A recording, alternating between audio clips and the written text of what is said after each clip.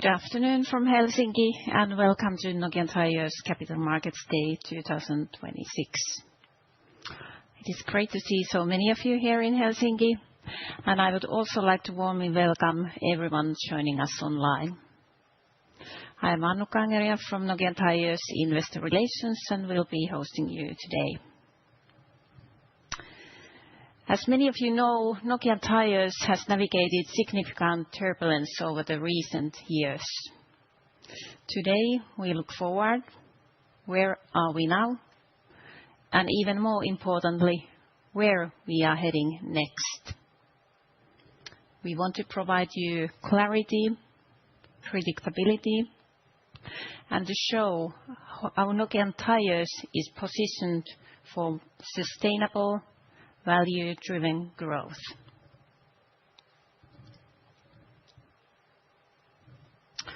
Looking at today's program, our first speaker will be Nokian Tyres President and CEO Paolo Pompei, who will discuss Nokian Tyres' updated strategy and the financial targets. He will be followed by our interim CFO, Jari Huuhtanen, who will focus on the financials. After their presentations, we will have a 10-minute break. In the second session of the day, we will focus on Nokian Tyres passenger car tires business, and we will have three speakers. Trond Gulbrandsen on the Nordics, Tommi Alhola on Central Europe, and Chris Ostrander on North America. Following their presentations, we will have a Q&A session with all the speakers. And let me remind already at this point that those here in Helsinki can simply raise their hand for any questions during the Q&A session, and we will bring you a microphone. And those online can submit their questions throughout the whole event. And before we start, I would also like to mention that there will be a lot of content and details in our presentations, but all the presentation material will be available on our website, as well as the recording of this event, so that you can revisit the material later. And with that, let's officially kick off the event. We will start with a short video, and then, Paolo, the floor is yours. Nokian Tyres is the forerunner of tire innovation. Born in Finland, where the weather doesn't follow rules, for over a century we've learned that the road never asks for permission to change. It can turn in an instant, from clear to capricious, from steady to unstable. And that's exactly why we're here.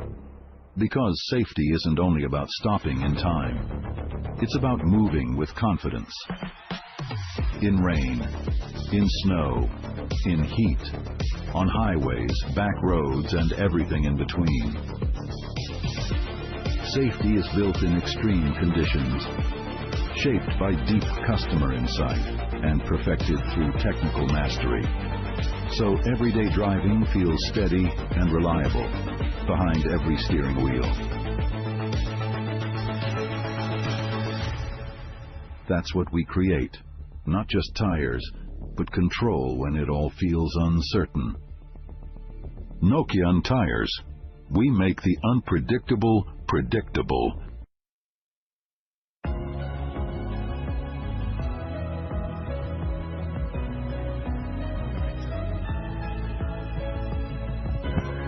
Good afternoon, everyone, and welcome to our Capital Market Day. Thank you for joining us here in Helsinki. Thank you for those who are following us online. I would like today to start with the theme of our Capital Market Day. Clearly, we are extremely excited to be here together with you after the last Capital Market Day that was held in 2023 here in Helsinki. The theme of this Capital Market Day is we're reflecting our day-by-day job. The theme of our Capital Market Day is reflecting what we do every day. We are a Finnish company with a strong heritage that is managing day by day extreme weather conditions. This is what we do. We try to make sure that our customers, our drivers, feel safe when they are driving in extreme weather conditions. And for us, it's really about making unpredictable weather a predictable journey for our own customers. However, the theme of our convention, I like to believe that is not only reflecting our day-to-day mission, but it's also reflecting our recent history. We made an unpredictable event, like a war, a predictable journey. And this is really what we are going to tell you about today. We are going to really describe our journey, our future journey. We were able actually to transform a problem in a great opportunity to become even stronger for the future. And this was possible because Nokian Tyre is not about one asset. Nokian Tyre is not about one factory. A factory is one of the assets, or many assets of a company. We have 128 years of history. We have a long experience in the rubber industry. We are probably one of the oldest tire companies existing in the world. We have extremely good products. We have strong innovation capabilities. We have been always setting a new level when we talk about competition in terms of product performance, developing products in the last 90 years at least. And we have been extremely strong in reinventing the tire business in anything we do day by day. So the strength of the company, the asset of the company, was not really a factory, but was really our innovation capability, our know-how, and our people, and our team, and our heritage. So this is why we believe that we were able to transform an unpredictable event in an even more predictable and safer journey for the future. But let's go to the agenda of today. Let's start, first of all, to highlight the key messages that we would like to transmit during the Capital Market Day today. First of all, we are operating in a niche segment. We are a company who doesn't play everywhere. It's operating only in a niche segment. And it's a premium niche segment where we can hold a strong pricing power. We have an extremely strong and robust product pipeline that will give us the possibility to grow and to be successful in the next years. That is also another important point that I would like really you to understand in details. We have a lot of possibility to improve our profitability in our own actions. So we are less dependent in some way on the market development. We have finally, after strong investments, high investments, a very nice and scalable and efficient and modern platform that we can leverage for the future. And of course, our EBITDA, if you look at the statistics, is getting back to the level where it was before our crisis, delivering cash and higher dividend. But let's, for a moment, go back to who we are today. Nokian Tyre, we have been publishing yesterday our financial results for 2025. You see, we were reaching almost 1.38 billion euros. We have now more or less 4,000 people today, 4 factories around the world, but located in 3 different geographies: Nordics, Central Europe, meaning Romania, as well as now in North America. We operate and we support our sales through 519 service centers called Vianor. And then, of course, we sell products in 47 countries. We have been always investing a lot in R&D. R&D is one of our main and strongest assets, more than 3% of our revenues. And, of course, we are an industry leader when we talk about CO2 reduction. You will see today we'll talk a lot about our geographies and how we are growing in different geographies. Still today, more than 50% of our revenues are coming from the Nordics, while 25% are coming from Central and Southern Europe, and 22% from North America. Passenger car tire represent more than 60% of our sales, with Vianor representing 26% of our sales, and heavy tire 17% of our sales. But this is more important. This is really what I would like to deliver as a first message. If you look at our historical sales, if we start to exclude the Russian market, that was representing more than almost 350 million in 2022, we are now back in our journey to the level where we were before, with sales that are very close to 1.4 billion as it was in 2022. Clearly growing in the Nordics, growing in North America, and recovering fast in Central and Southern Europe.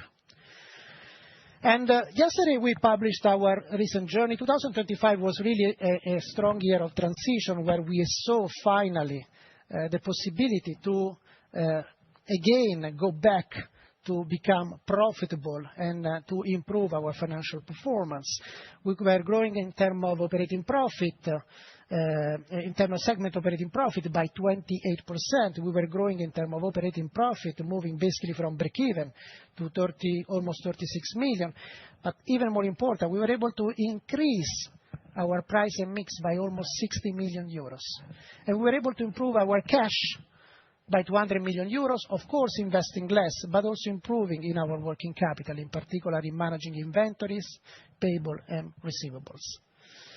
And I think this was a good improvement that is showing our new trend that, of course, is aiming to drive us in reaching our financial targets. But let's talk about the market, because the market is very important. I mean, Nokian Tyre is a company that is mainly working in a niche segment. As you can see, we are a very small player in the global tire industry. And we don't want to be everywhere. We are not aiming to be a market leader in any segment of the tire industry. We want to play only in the premium segment when we talk about winter tire, all weather and all season, and some selected summer tire business, but mainly winter tire, all season and all weather in a big market. This is really very important when you analyze our profitability. We play in niches when we can provide added value, where really we can be different and we can hold a strong pricing power. And when you look at the market, you know very well, you've been probably watching many capital market days, and those trends are obviously common to many tire companies. But when we look about tires, I think looking at the technology changes, electrification in particular, when we talk about Europe in particular, but also Asia, I would say, digitalization, AI, the market is growing in terms of number of vehicles, and we know that very well. There are more and more vehicles registered every year, and more vehicles that are getting older, meaning more replacement market. We will see something in a minute. The mix is changing, more bigger vehicles than smaller one. And sustainability is becoming an important item of the agenda, and it is an important item for Nokian Tyre. We know about the challenges of retaining good people, finding good people. We know about the challenges of actually the opportunity to talk with educated consumer more and more. And of course, recently in particular, we can say that we know very well what the geopolitical risk means. And now any company should be able to define a clear strategy to fight against geopolitical risk.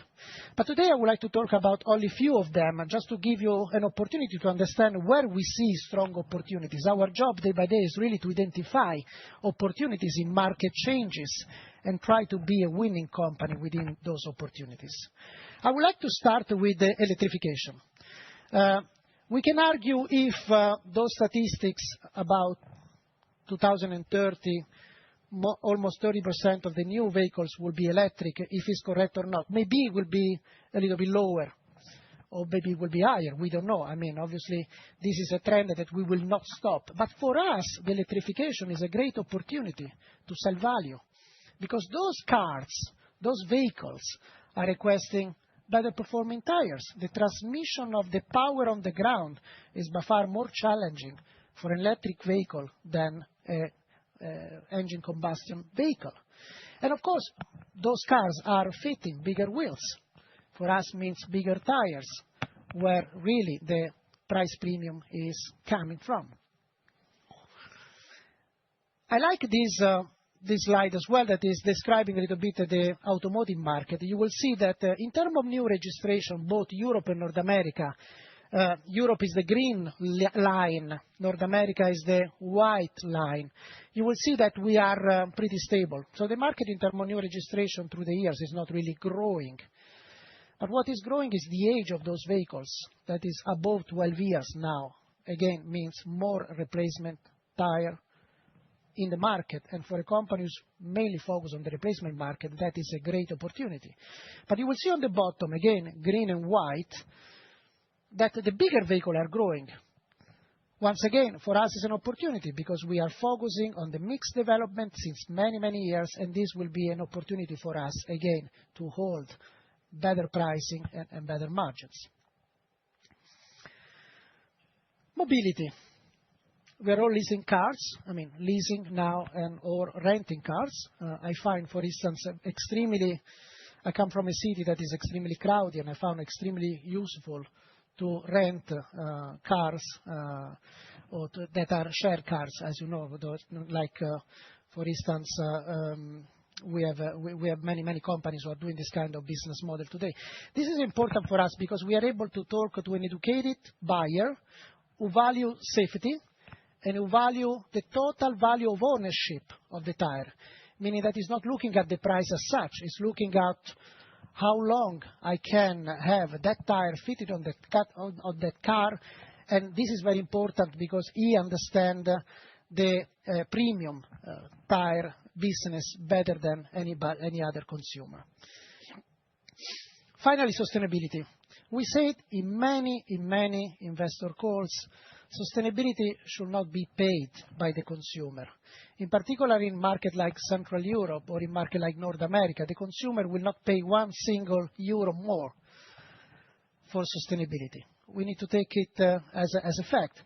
But the consumer will prefer the company who's able to provide more sustainable solutions at the same cost. And this is where Nokian Tyres is an excellent player, has been always in the front line when we talk about renewable and recyclable material, when we talk about CO2 emission. We are the only company who have a factory who has zero CO2 emission. And then, of course, when we talk about managing the full supply chain in a responsible way. So for us, those are representing great opportunities to support our future sales. So we live in a market that is expanding. We live in a market that is growing in terms of premium segment as well. And we live in a market that is shifting from small tire to bigger tire, where we can differentiate with better performance.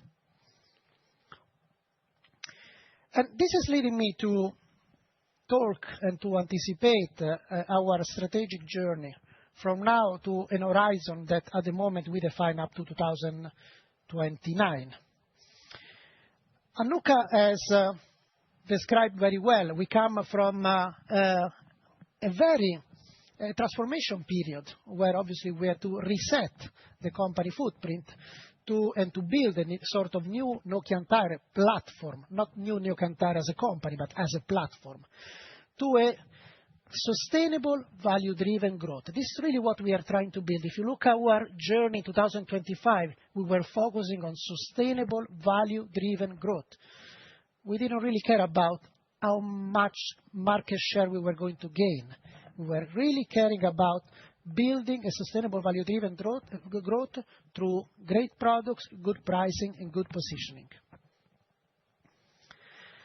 So we are in some way refocusing. We are not inventing the wheel again. We are refocusing on what made this company great and what really matters for us.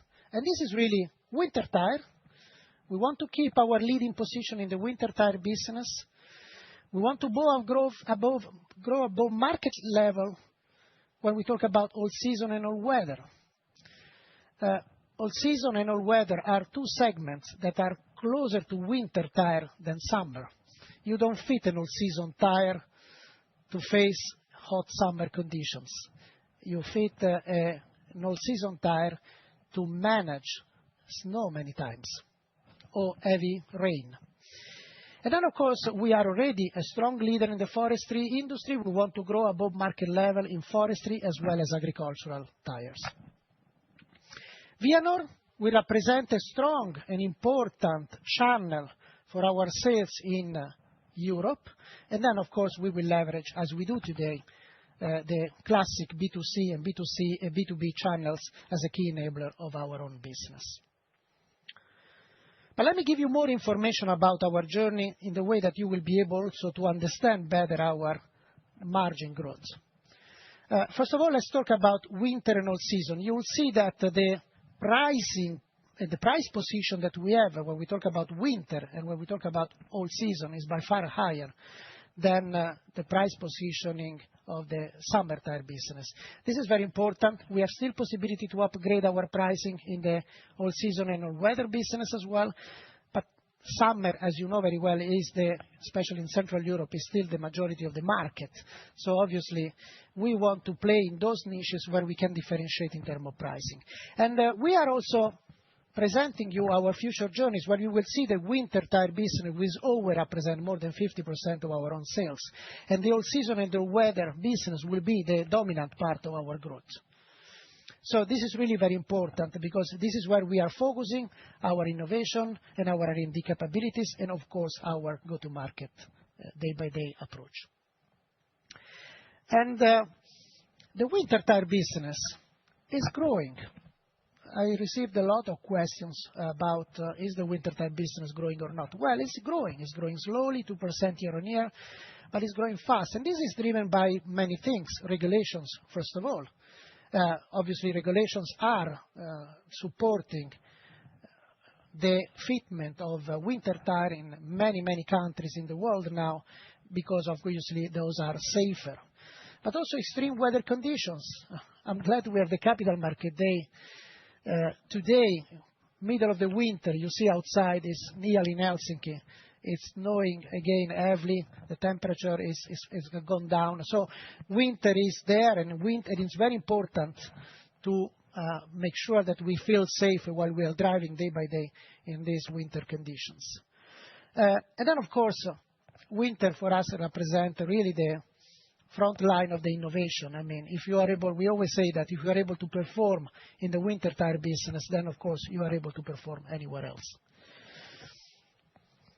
But the all season and the all weather business, just to be clear, all weather is the all season business in North America. So in North America, historically, Nokian Tire introduced the all-weather, was actually one of the first companies to introduce the all-weather segment in North America.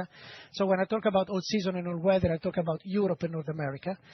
You see that has been growing two-digit year on year since 2019. And this is really where we are at the moment enjoying a faster growth, obviously, also because this is a great opportunity for a company with a strong experience, know-how, and heritage in the winter tire condition or in extreme weather conditions.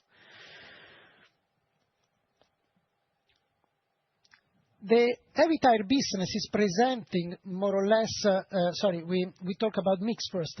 The mix is presenting huge opportunities for us. As you can see, whenever we sell tire above 18 inches, we obviously make margins that are by far more attractive than when we sell smaller rim sizes.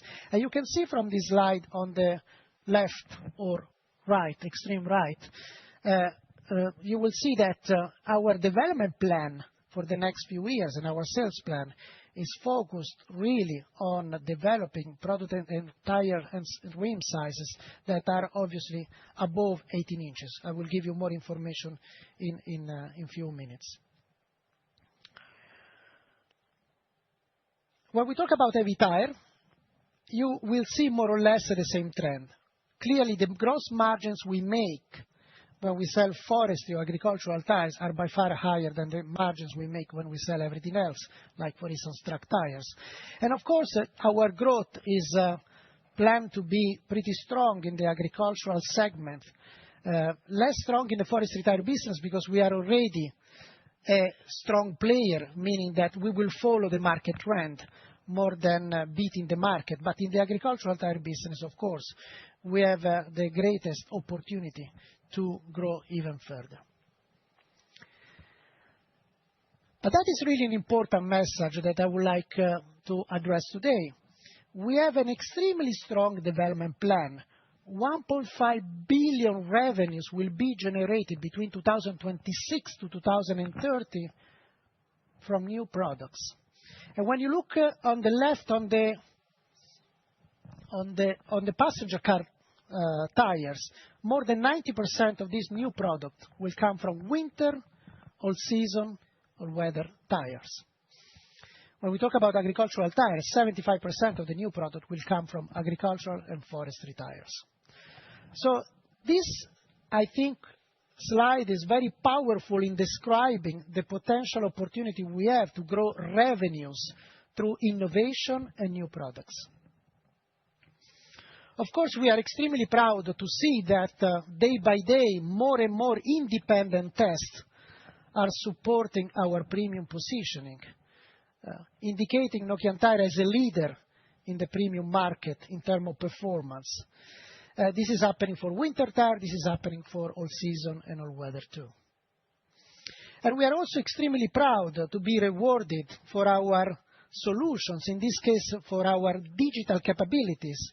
We were rewarded in the Agritecnica for the Intuito, that is basically a smart tire that is connected with the end user, giving important information like pressure of the tires or temperature, all important information that are driving or they are giving the possibility to the driver to become more productive and more efficient while driving an agricultural tractors or an heavy vehicle machine.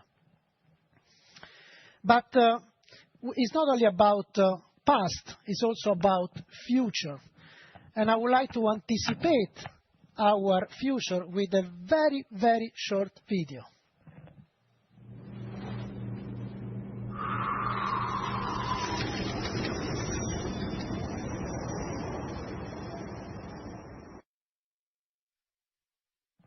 This was our brand ambassador, as you know, Kimi Räikkönen, that is cooperating with us.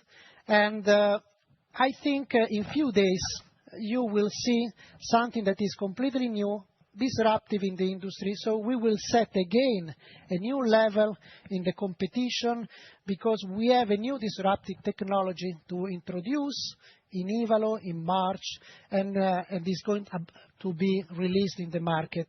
This technology is about winter tire. This technology is about winter tire for obviously the Nordic market, but also Central Europe as well as North America.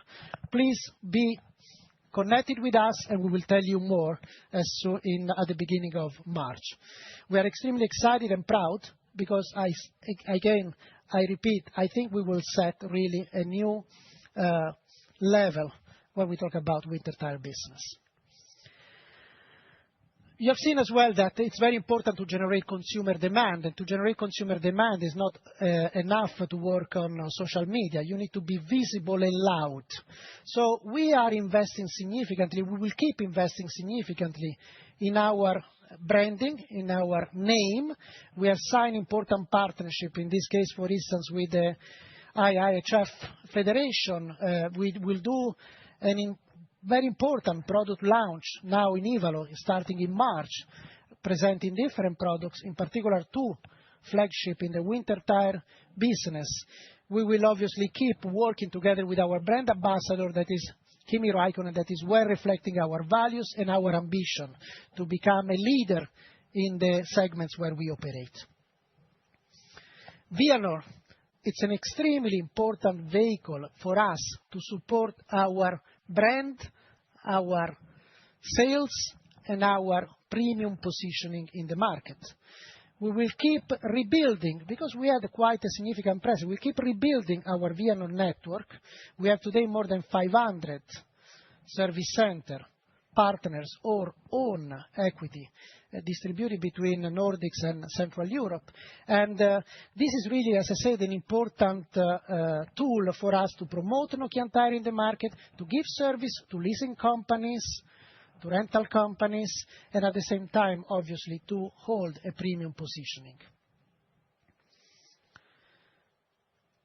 Obviously now, after great investments, we have a platform, extremely modern and efficient platform that will give us the possibility to support our growth. We are not planning in the strategic plan period to invest more. We have enough capacity to support our growth, and we have great facility to support our improvement in terms of efficiency and productivity, because we have now in place extremely automated and efficient technologies that will give us the possibility to be cost efficient for the future. And, this manufacturing footprint is also important from the geopolitical point of view. We have now finally a local-to-local business model, which we didn't have before. This is what I mean when I say we transform a problem in an opportunity to become even safer and stronger in the future. Because now we have a dedicated factory for the North American market. We don't care about import duties anymore. We have a dedicated factory for Central Europe who can support Central Europe day by day. And we have, of course, our historical strong platform in the Nordics that is supporting both the passenger car tire as well as the heavy tire business. So we reduce the uncertainty, we reduce the risk related to supply chain, we reduce the risk from currency fluctuations. Now we produce in dollars and we sell in dollars.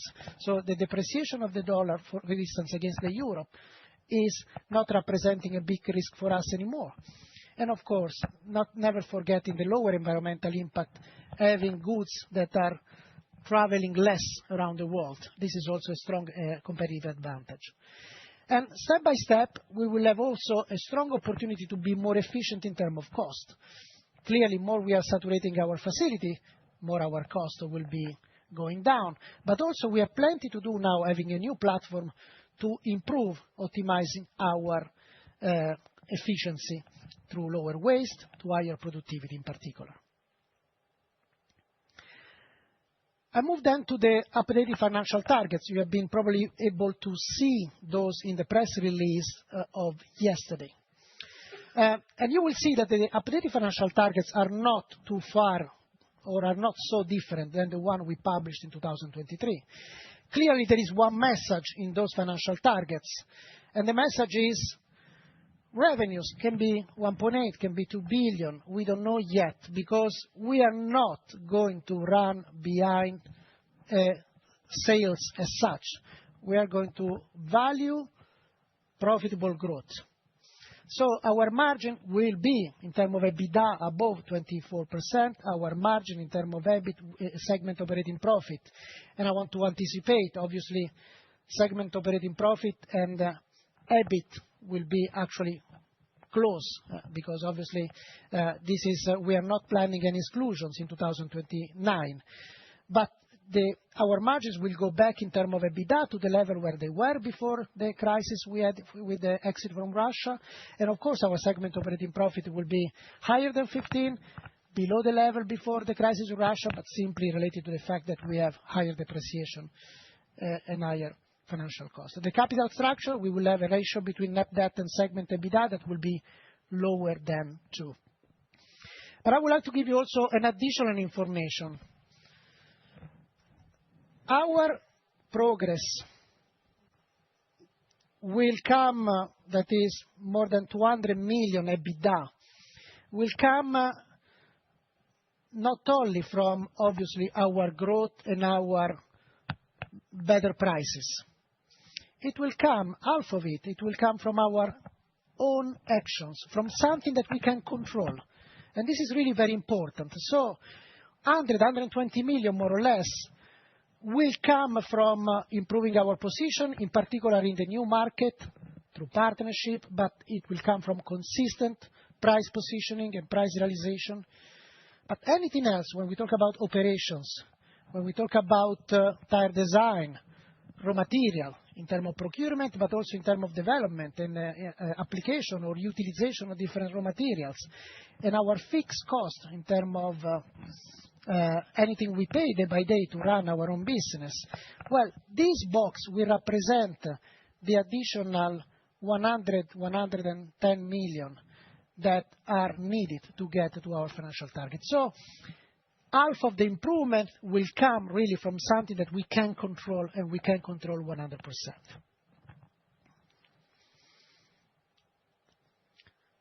The profitability will improve.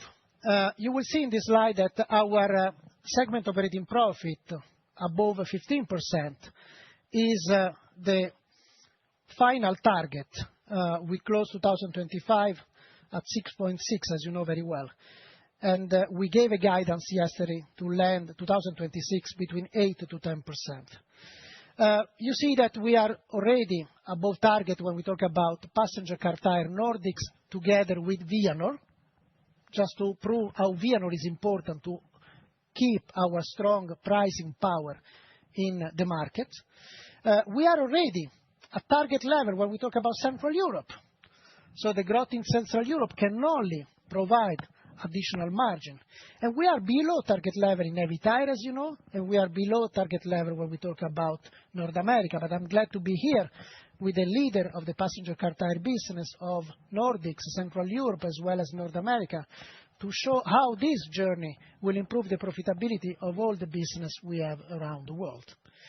So this is very important. This will up through pricing. This will happen through new products, obviously volume as well, but also through operational improvements. We are confirming our what we call non-financial targets, in particular when we talk about renewable, recyclable material, for instance. We are in this dimension, I would say, the number one in the tire industry. We are setting a target that is extremely ambitious to get 50% renewable and recyclable material by 2030, while you will see the average of the market is 10 years late. Last year, we were at 28%. In terms of CO2 emission, well, I think with the new factory in Oradea, we are setting really a new level, and we were extremely strong and efficient to reach already 38% in 2025, when we are supposed to be at a reduction of 42%. Baseline is 2022, obviously. So we are already close to the target of 2030. And then, of course, we can improve in terms of safety. We improved significantly last year from 4.6 to 3.7 when we talk about LTIF. But, of course, we have new facilities. Our target is to get to 1.5 to create a safe environment for our own employees. Not forgetting then the sustainability and meaning working with our supplier in a sustainable way, as well as obviously as the continuous improvement necessary to engage and to keep motivated people who value equal opportunities within the company. So summarizing, we believe that Nokian Tyres is an attractive long-term investment.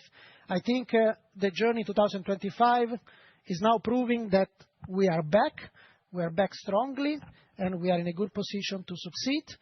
Focus, winter tire, all seasonal weather, agricultural and forestry tires.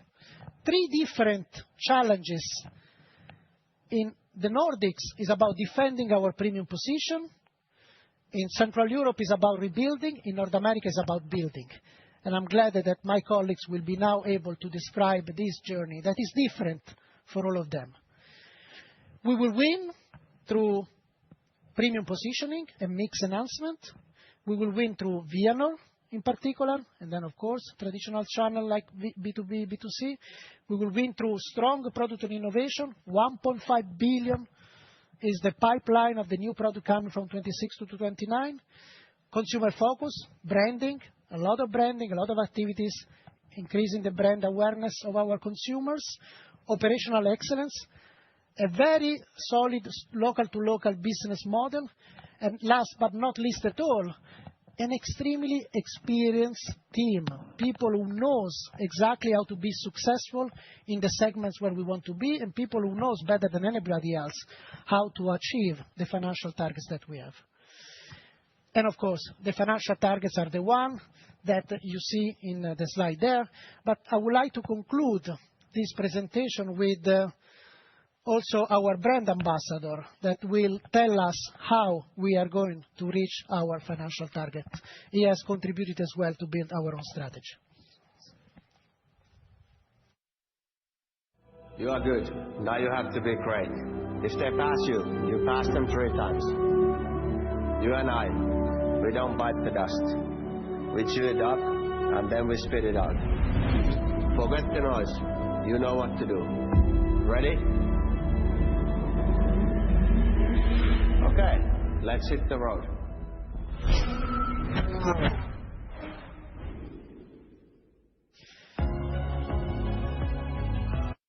If you can leave me the microphone for a moment. Of course, it's a more pragmatic way to be successful, but I'm sure it's going to be a very great journey. And we are really confident that this is going to be a successful journey for the all Nokian Tyres teams. Having said that, I would like to call on stage my colleague Jari, who will talk more deeply about the financial targets. Thank you very much for your attention.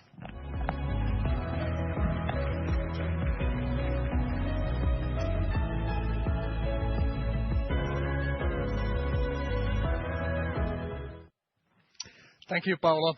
Good afternoon and welcome to Capital Market Day.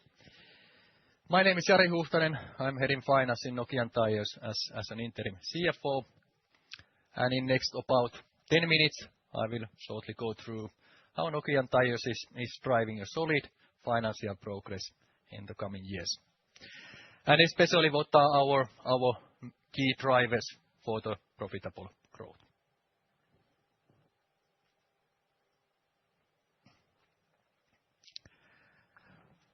Paolo already confirmed our updated financial targets by 2029.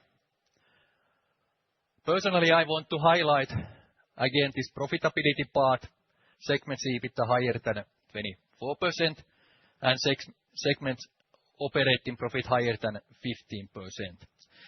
And why also EBITDA is important? Our depreciations comparing to net sales are relatively high at the moment, mainly due to high investments to our factories in Dayton and Oradea. Capital structure, net debt to segment EBITDA, target is below 2 times. And we can confirm also the dividend policy, which is unchanged. Nokian Tyres will pay dividend at least 50% of its net earnings.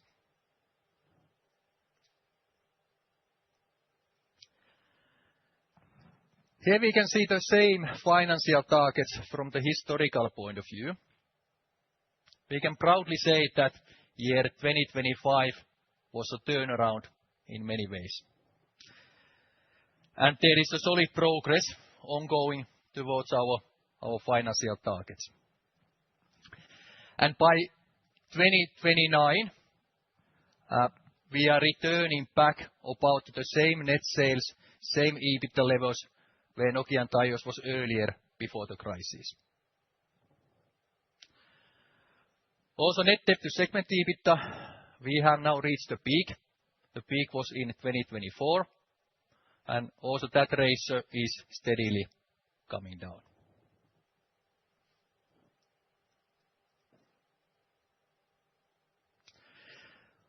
For us, this might be one of the most important slides. This is our way to segments EBITDA higher than 24%. This frames what Paolo was describing earlier in his presentation about those ongoing commercial and operational initiatives to improve our profitability. And this is a relative indication of those same actions. EBITDA improvement is a combination of volume growth and various different profitability actions. We will grow in volumes, especially we want to grow in volumes in North America and Central Europe. However, when we are growing volume-wise, we want that every tire what we are selling are on average more profitable than today. This will happen in two ways. We want to increase our high-value sales mix and also increase our premium price positioning. At the same time, we want to manage our operational cost so that tire cost will be lower than what they are today. In order to support volume growth and profitability, we want to allocate some money back. We want to allocate money to our stronger brand, to our product development, and also to our improved sales capabilities.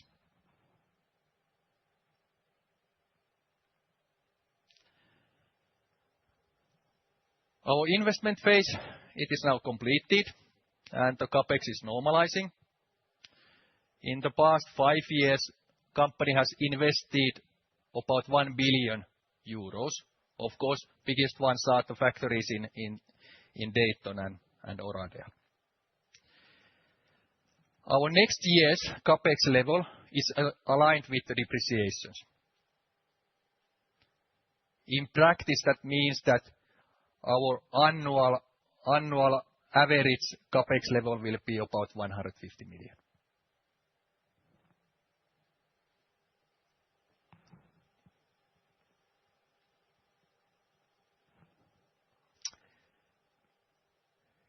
Improving EBITDA will also provide a good basis for the cash flow. Our free cash flow is getting stronger. What is also important, our cash flow will be more predictable. We will continue to optimize the working capital, especially our new local-to-local business model will give us more opportunities to manage our working capital in an efficient way. If you look at our 2025 cash flow, you can see already there some good development. CapEx, I already mentioned, CapEx is normalizing, and then on top of that, some financial expenses and taxes as well.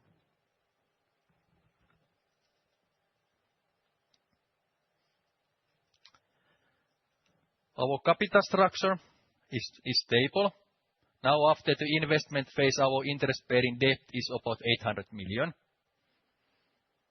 We want to leverage our stronger cash flow and our stronger balance sheet, and the debt level will go down to the level which is aligned with the target of net debt to segment EBITDA lower than 2 times. Our debt portfolio is balanced. All the needed main backup facilities are in place. For us, it's more to extend the maturity, and later we have also more opportunity to balance between different financing sources.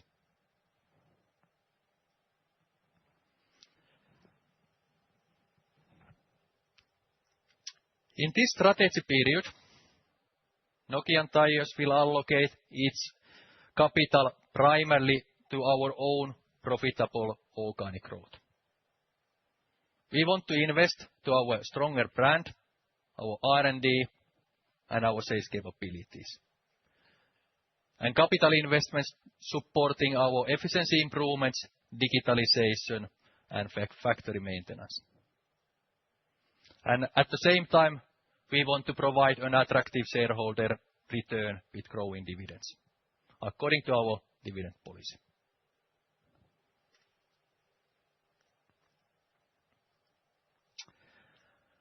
As a summary, this was shortly how Nokian Tyres is driving a solid financial progress in the coming years. We want to focus on profitable growth, cash flow, and growing dividends. I want to thank you, and handing over back to you, Annukka.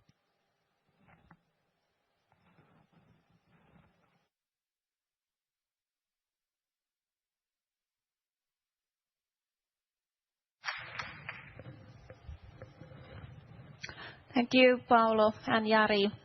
Next, we will have a short 10-minute break, after which we'll focus on Nokian Tyres passenger car tires business. But now, short break, and we will be back shortly.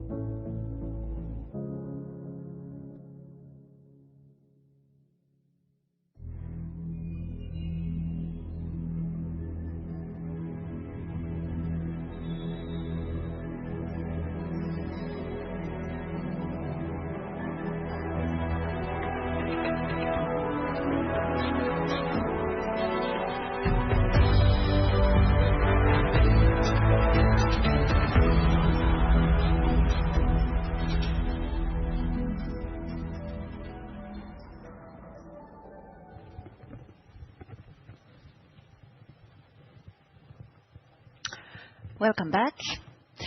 In this second session of today, we will take a deep dive into Nokian Tyres passenger car tires business. We will start with the Nordics, followed by Central Europe and North America.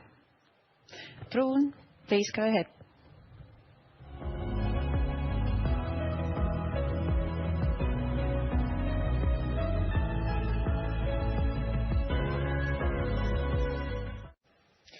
Thank you, Annika. My name is Trond Gulbrandsen. I'm heading the passenger car tires in the Nordics, and I will, for the next 10 minutes, talk to you about the concept of strengthening our already number one position in the Nordics within the passenger car tires. We kick it off. We started off with the Nordics in a nutshell. Within the premium sector, we are the market leader, which is obviously, this is our home market. And we have a solid ground for basically all our product categories, but especially within the winter tires, we are the clear number one and the winter tire expert in the market, and that's where we want to be as well.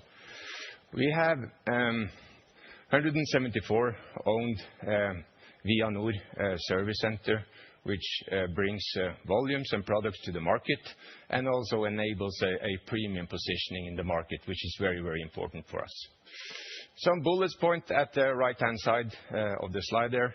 We bring a pretty stable and predictable volume in sales. Since the turbulence after the Russia exit, we have been climbing back and picking up market shares, and we are pretty predictable in terms of sales and volumes. We see a future potential both in gaining more market shares and growing in that aspect, but also when we look at the larger rim sizes and the development that is going on in the market. I will get a little bit back to that on the next slide as well. And then we have been bringing high profitability to this company for years, and we will continue to do so as well for the next period. We do 53% of the group net sales from the area of the Nordics. Talking shortly about the market, the Nordics is a quite solid and a quite stable market. It's about 17 million tires. The growth in the market in terms of pieces, the market is quite flat, so we are looking at an estimation of the growth from 0.5% to 1% as a CAGR. So that's not where the real beef is. There is potential to do higher shares within that market as well. And if you look at our seasonal mix, the majority of what we are selling is winter tires. So about 75% winter tires and about 25% summer tires. And we expect that share to be quite consistent for the coming years as well. And one of the obvious reasons for that is, of course, that we are stronger within the winter tire segment, and also because we have a fairly high share of new complete winter wheels that are going to new car sales as well. So therefore also the higher share in the winter tires. The very interesting part here is of course the growth in the larger rim size development. If you look at some historical figures back to 21 up to 25, we have been growing with 14 points from 18-inch and bigger from the shares, and that development will continue. And we have carefully estimated that to grow in another 10 percentage points for the coming period. And I think that is quite carefully done. And this is not something that we hope will happen, because we know that this will happen, because we know that what cars has been sold for the last years. We know what cars that are being sold this year, and we see that all the new cars that are put on the road almost have 17, 18, 19 inches on their new car. So we will also sell a big share to the new cars being put on the market, and those cars will also give an increased replacement market in the bigger rim sizes. So this market will grow in the coming years. Our main focus is, of course, winter tires. And as I said here, we like our portion of the large rim sizes and the development that is ongoing there. And then we want to position our products as premiums in the market. That's what we want to target. Sorry. One of the main reason why we have this position as we do, and that we've had success in the Nordics, is because of the great products that we offer to the market. I think our products, with the innovation, it drives the premium sales mix, and when the premium sales mix is driving, then the margins also are driving. We have a pretty attractive product portfolio as it is today, with, of course, winter as the flagship in what we do. And we have a long, as Paolo also mentioned, we have a long experience in this market, more than 90 years of winter tire experience. We have highly skilled people in-house. We have a very, very competent R&D team, which makes the unpredictable predictable, but they also make the impossible possible. And I think Paolo gave you a teaser of what is coming up. So keep your eyes and ears open in the beginning of March. We will, in the coming period, we will renew our product portfolio. 100%, we will renew everything. And we will, of course, have focus on the larger rim sizes, as I said, to capture that part of the market. I have been working in Nokian Tyres since 2006, and I have to say that every time we launch a new product, especially the winter tire product, and we bring that to the market, it sets a new standard in the market. We are able to launch new product with new innovation that kind of becomes the new benchmark and drives the whole market, I would say. So really, really excited about not only the coming month, but also the coming years in terms of new products that we are putting on the market. Also, Paolo was mentioning the test wins, which is, of course, important in this market. It's important for the manufacturers, it is important for the dealers, and it's important for the end consumers as well. And for the last years, and I'm sure that we will continue to do so, we've had very, very nice results in magazine tests, in a broad amount of the magazine test, and also year by year showing consistency. And it gives a pull effect from the market. It keeps our dealers happy. And I think on the consumer side, it creates loyal consumers, and it really gives a strength to the brand. And surveys that we do show that we are seen as the winter tire expert number one in all 3 key countries, and also that we have the brand awareness number 1 in all 3 countries as well. And that's exactly the position that we want to have. We have that today, and we want to continue to have that. Bringing new products to the market, they also need to have a channel to go through, basically. And we have very strong sales channels today, which is supporting our premium growth. We have been having a solid position in this market for quite a while. We want to be an attractive partner in the market for our customers and our partners. We want to bring them a good earning potential on our products. We want to place our product as a premium brand and premium product. We think that we will create a pull effect that our dealers will get the benefits from. And I think also today, if you want to run a tire dealer chain in the Nordics, positioning yourself premium, you somehow need to find a place to have a Nokian Tyres in your product portfolio somewhere. And then we want to be a reliable and trustworthy partner, of course. Delivering tires when the customer needs them, trying to be predictable, having tires in stock during season, and so and so. And today we have a strong presence basically in all the sales channels. If you look at car dealer business, where we have a fairly high share of the complete winter wheels that goes with the new cars. So there we are in a good position. We are selling to traditional tire dealers, wholesalers, and then, of course, Via Nord with a key role securing our premium position, and then bringing products to the market, basically.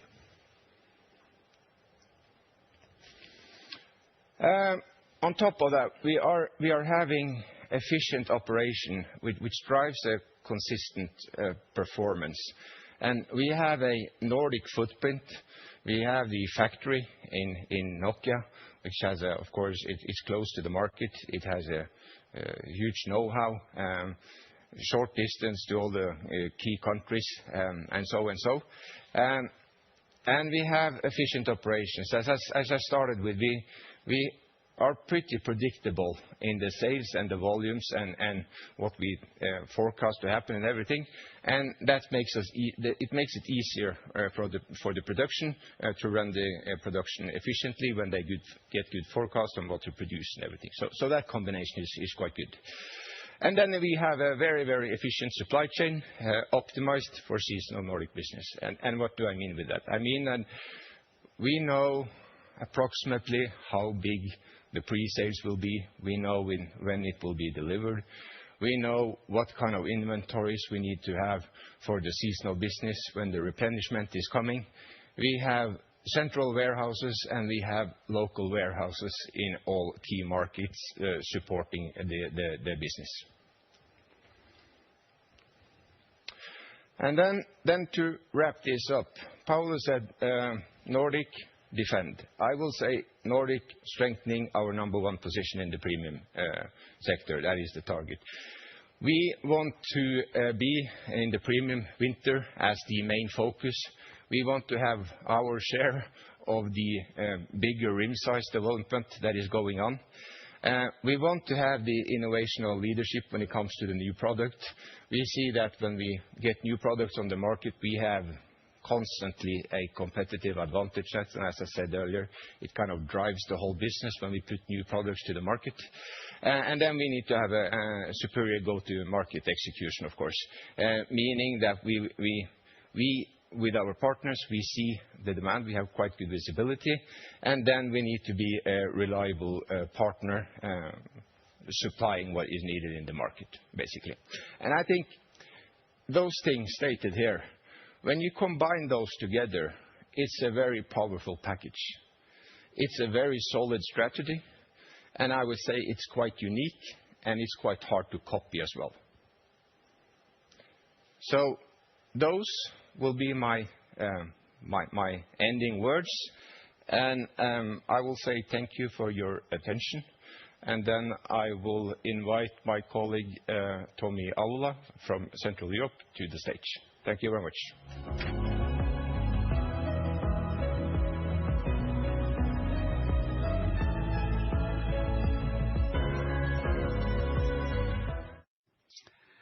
Good afternoon also from my behalf.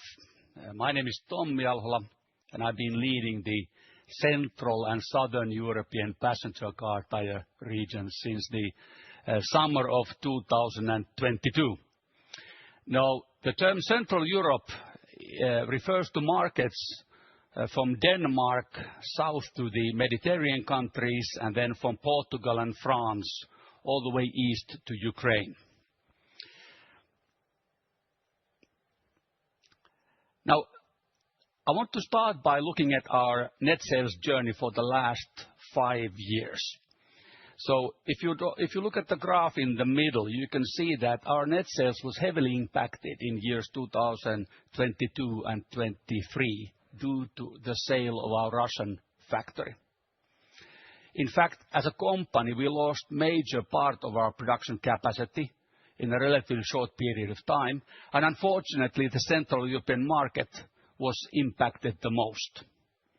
But since then, we have effectively increased our capacity and supply, and have returned to many of those markets that we had to withdraw from due to the lack of supply. Now today, we have sales in over 22 countries, representing already 25% of the group sales. For the important branded retail reach, we work together with close to 200 Vianor partner stores and also 900 Nokian authorized dealer locations, which form an important part of our sell-out reach to the Central European consumers. Now, I would like to mention that Nokian Tyres is not the owner of these points of sale, but we work in a contractual collaboration with third parties. Now, we are back on profitable growth, and we have quite strong customer base. This market offers great growth potential for the company, and we are set to deliver higher margins with increasing price positioning and increasing larger rim sizes as well as we go forward. Now, this market opportunity is quite sizable for us. In total, the market is about 350 million pieces as a replacement tire market for passenger car tires. And if you look at the left-hand side of this slide, you can see that the winter segment of this market have had a CAGR of 3% between years 2021 and 2025. Now, that's not the fastest growing segment, however. The second segment to highlight is the all-season, and this has grown with impressive 11% between years in CAGR-wise between the years 2021 and 2025. Now, this segment offers quite a lot of convenience for the consumers, and also this trend has been supported by some relative mild winters recently, but also tougher economic times. Now, if you look at us today in 2025, you can see that the winter share of the business is the largest. This is what we are most well known for as a company, and after all, we invented the world's first winter tire some 90 years ago. Looking into the year 2029, we project a 12% CAGR for the winter business, and this is largely and highly supported by the new innovations that are coming up in the pipeline.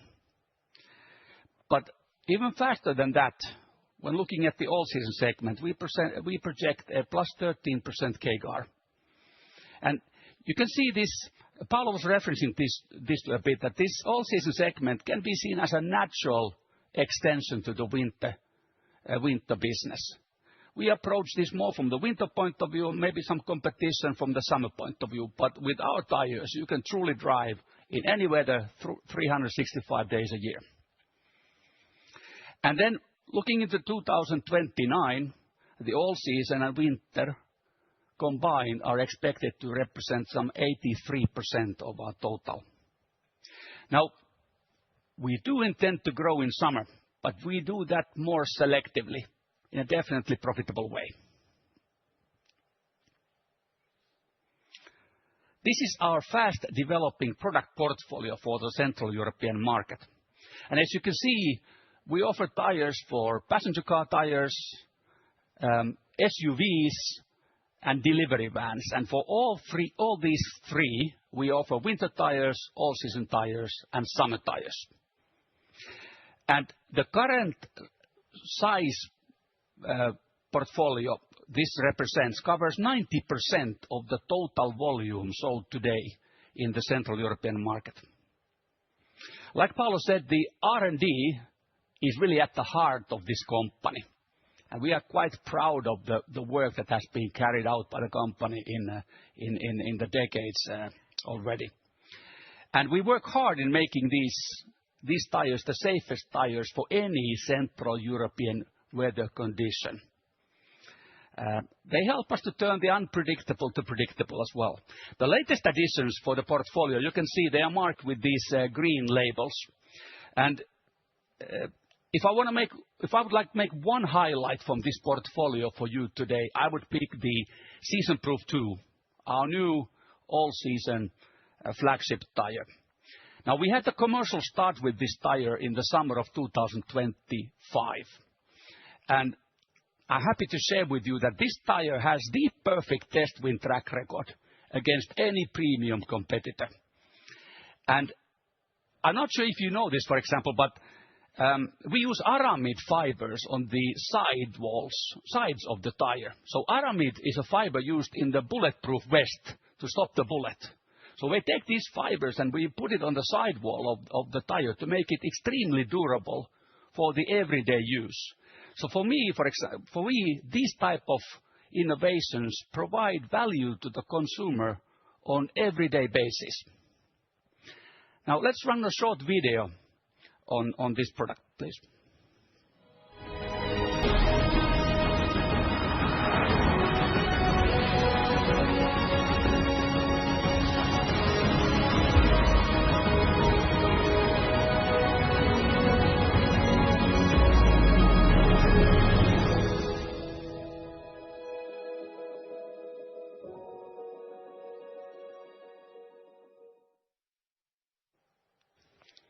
Now, this product has been extremely well received by the customers and consumers alike.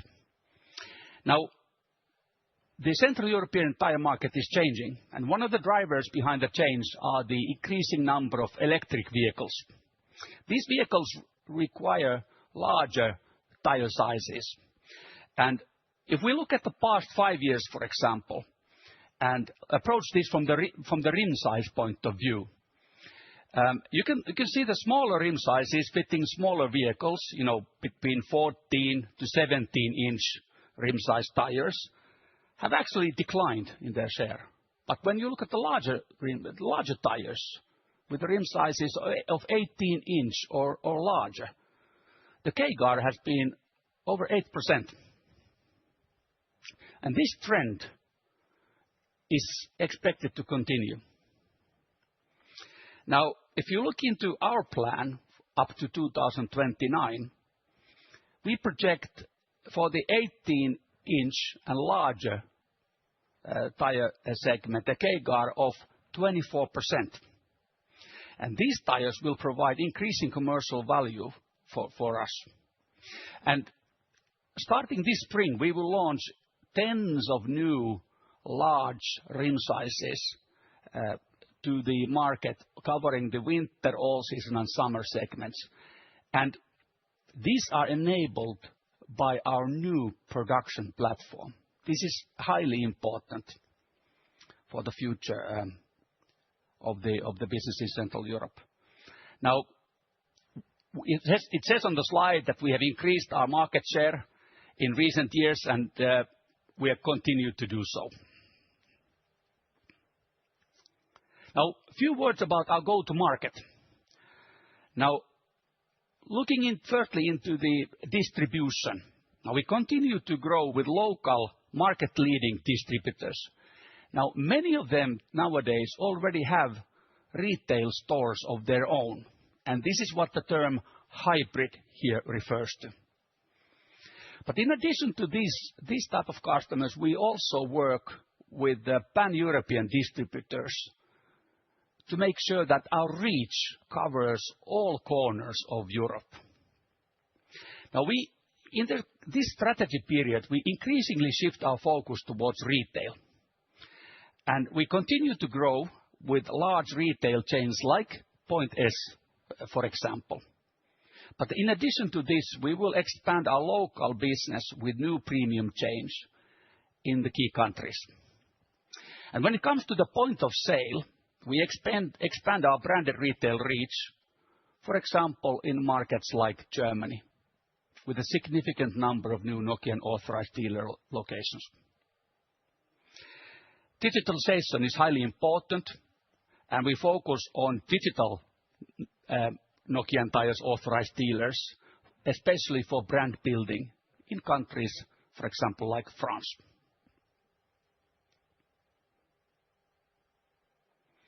Now, our plan is based on 4 pillars. The first one can be summarized as a value-driven mix. So we'll introduce new models into the market with innovations, but the sizes also grow towards the larger rim size. The premium positioning.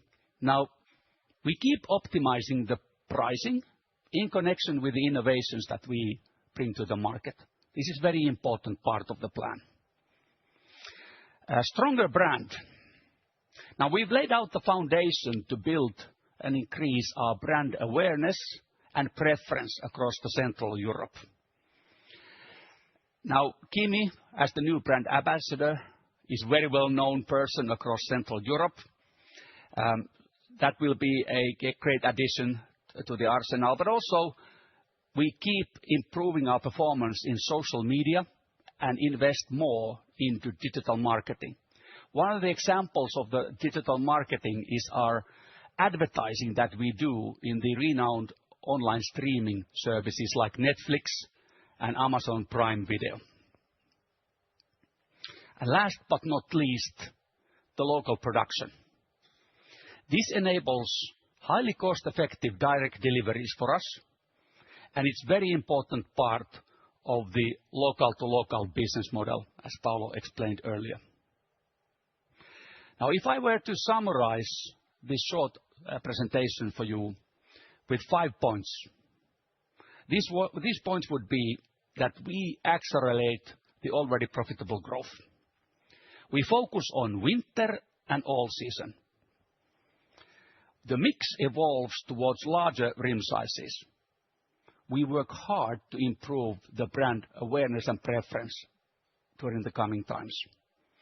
And the local-to-local business model, having a state-of-the-art modern production facility inside EU, close to our customers, will enable a very good competitive advantage going forward. So with this being said, I would like to thank you for your attention and invite to the stage my colleague Chris, who will talk more about the North America business. So thank you.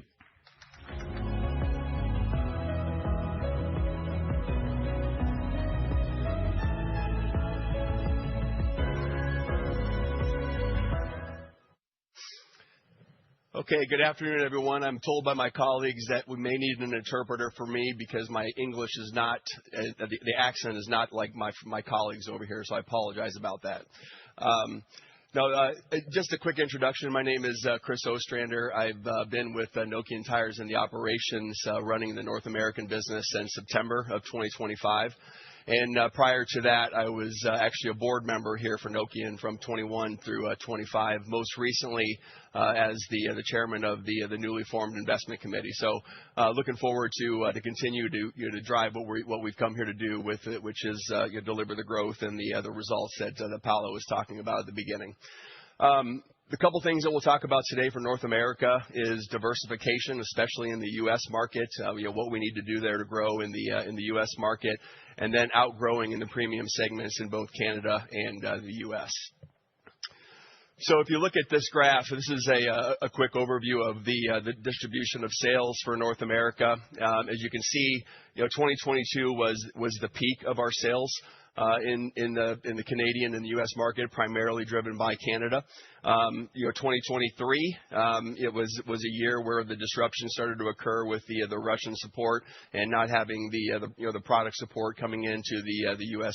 market at that point. But you can see that we've gradually started to rebound the sales, and in 2025, had a pretty solid year in terms of the growth of the market.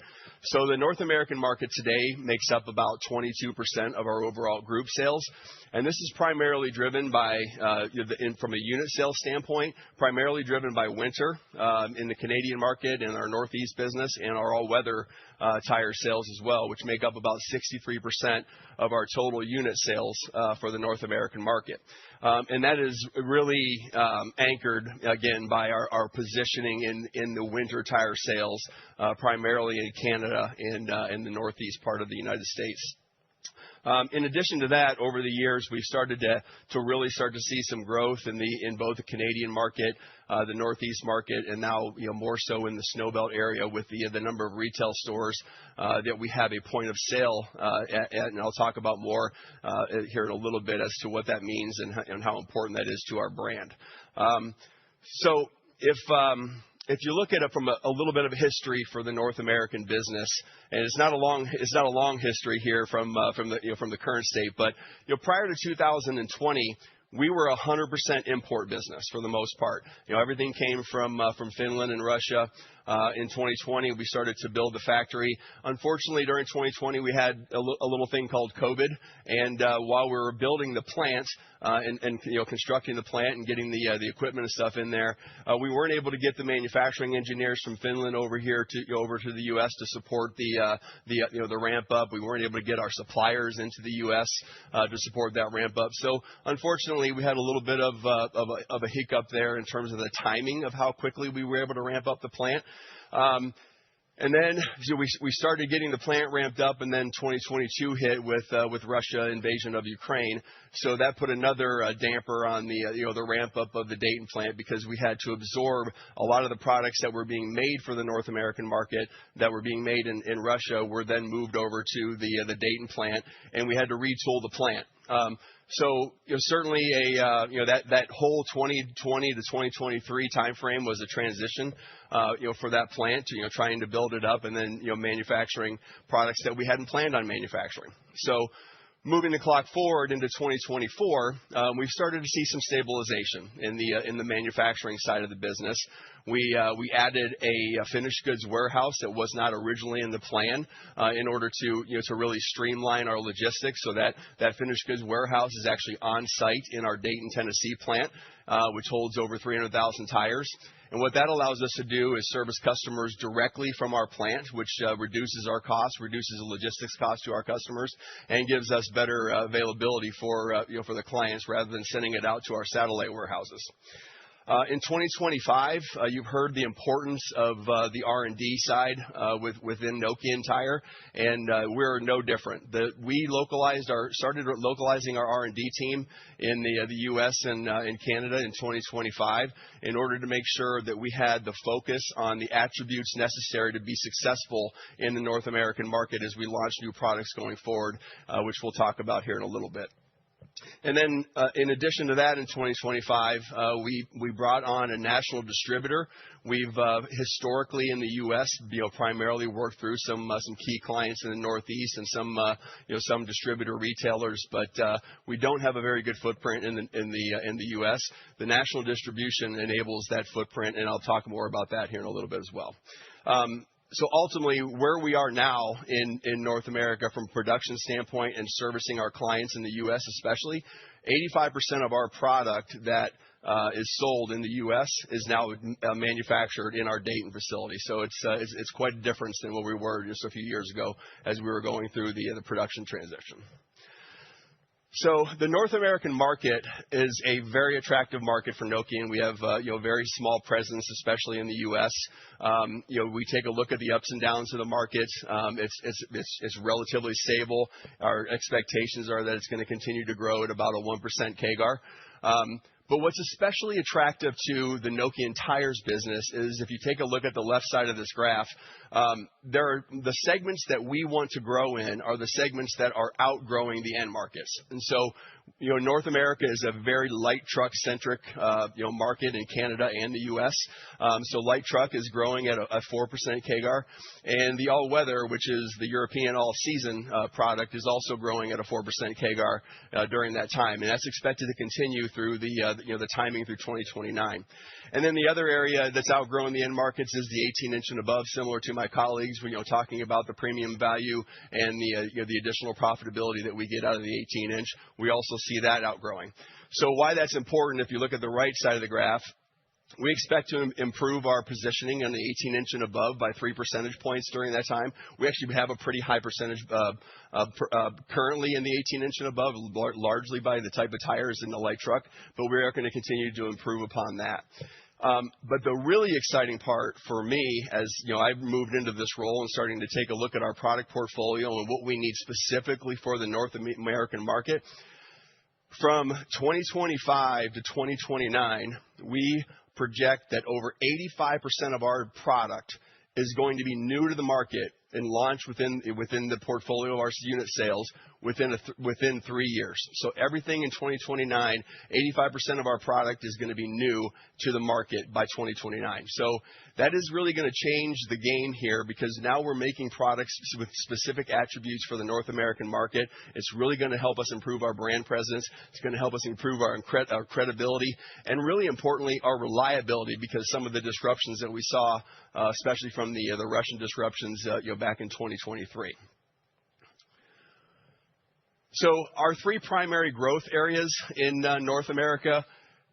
This company is built off the snow belt, and we've been in Canada, in the Northeast, for a very, very long time. We're going to continue to do that, but we're also going to continue to gain share in those critical markets, with Canada and the Northeast. And we're also going to use our winter tire and our all-weather technology to pull through our all-season and light truck products, and to continue to gain share with those strategic accounts that we've got and we've had for so long. In addition to that, there's some areas that we're underpenetrated, like in Ontario, that we're working with our key client in Canada to gain share in Ontario and also into the Atlantic Canada area. And then the other area in the U.S. That we're relatively new to the market in terms of the snow belt is in the upper Midwest, which we don't have a whole lot of market share. So we're putting a lot of emphasis on the growth in the northern part of the United States. The second part is our distribution in the U.S. So as I mentioned earlier, we don't have the greatest distribution network. We've targeted customers in the past. We've had really good clients. We have some super clients, long-term clients, but we don't have the brand presence in the U.S. to really grow the business. So what we recently did was sign a national distributor, which gives us nationwide access to distribution. Over 100 warehouses now throughout the U.S. and over 300 salespeople that are actively outselling the Nokian Tire brand. That then enables us to be able to support the national retail customers much better. Again, from a consumer standpoint, helping our brand presence, and then also on the regional retail as well, which there are quite a few of those that I'll talk about here in a little bit. And all of this is going to be supported by the right side of the graph in that premium all-season growth, which is majority of our growth is going to come from what's being made in Dayton. Majority of our profits going to be made from the products that we've historically made with our all-weather and our winter products and the greater than 18-inch. So a great example of this from a product development standpoint, and the need for us to have local R&D in the United States and Canada, is the Encompass AW02. And this is a product that is a proprietary product, so it was actually designed and exclusively developed for the largest retailer in the U.S. And that product has taken off in 2025, and it's done a very good job of getting us that brand recognition at the consumer level with the number of retail stores that we now have visibility of our brand out there in the U.S. market. So this is a really key part of our strategy especially in the U.S. market, is working with retailers on being able to get our brand front and center within their retail screens. And so we got a lot of work to do there, but certainly this is a great start and gives us a lot of credibility moving forward.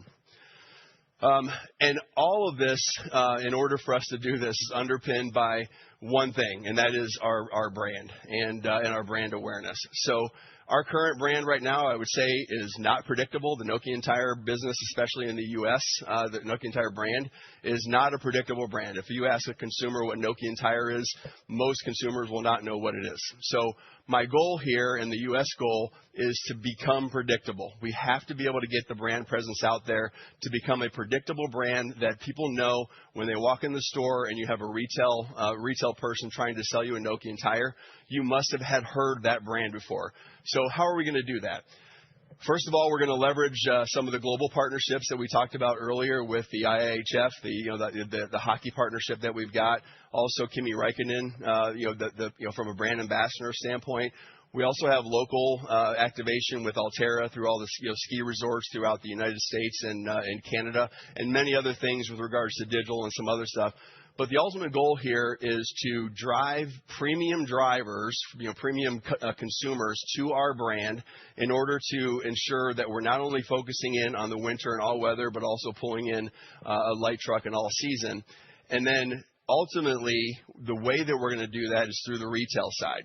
And the retail piece of this is an absolutely critical part of our strategy in that we've got to help our retailers advertise our product, run events with our product, and then ultimately we have to have our employees, their employees, trained to know the value proposition that Nokian Tyre brings to the table. So if you look at how that all plays out and you go from left to right, establishing the national distribution was absolutely critical. So we've done that in late 2025. We're just now starting to ramp that up here in 2026 and starting to see some of the benefits of having a national distribution. So this does give us a nationwide presence, and more importantly, from the distributor standpoint, we have a loyalty program called the Pioneer Dealer Program, of which, from a wholesale standpoint, our wholesaler owns these retailers, the small retailers throughout the country. And so our national retailer has signed over 40% more Pioneer dealers since we started the program back in October. So we're starting to see the ramp up of the loyalty program at the small dealers. Then you move to the center part of this graph, and this is where the really exciting part becomes, because now the majority of the retail points of sale are located within these national retailers and the regional retailers outside of the independent channel. So where you get your brand presence and where you get your brand recognition is more so from the regional and the nationals, but obviously the independent channel is extremely important as well. So what this does by having a national distribution for us is now these retailers have access to our brand without having to carry any inventory. And that has historically been an issue because we have such a low brand presence in the United States. But now they're able to go to our distributor screen and see what our distributor has in their inventory and be able to get that product within a day or at most 2 days access to that product. So now these thousands and thousands of retailers have access to our product that they did not have before because of the minimum order quantities that are required to make it an efficient transaction with the retail. So what we've done over the last couple of years is actually really impressive. We've doubled our retail presence since 2023. But as you can see here, and we're well down this path already, we are expecting to triple even what we've done in 2025 with the number of retail points of sale going forward here through the 2029 period. So in summary, it's the North American business historically driven off the snow belt with Canada and Northeast United States. We've got to really accelerate the profitable growth in the United States portion of the business. And the way that we're going to do that, just in summary of some of the things I talked about, we are going to focus on the premium products of winter, all-weather, light truck, and the 18-inch and above. This new product development cycle and how quickly we can get those new products to market with the attributes that we need in North America, absolutely essential to our ability to succeed here. The brand presence is, we have got the things that I've talked about, but so many other things that we've got to work upon and put the strategy together with how we're going to get our brand more recognized in the U.S. market, especially. And then, we have a competitive advantage to reduce volatility now, compared to some of our competitors that are manufacturing overseas or in Mexico. We have a local production facility here in Tennessee that gives us a competitive advantage versus some of the others that are out there. So I'd say, as we look at this, I'm personally, coming from the board into an operations role, I'm super excited about the North American business and where we're going to take this thing. And, I see a lot of opportunity here. We've got a lot of work to do. I'll be really honest about that.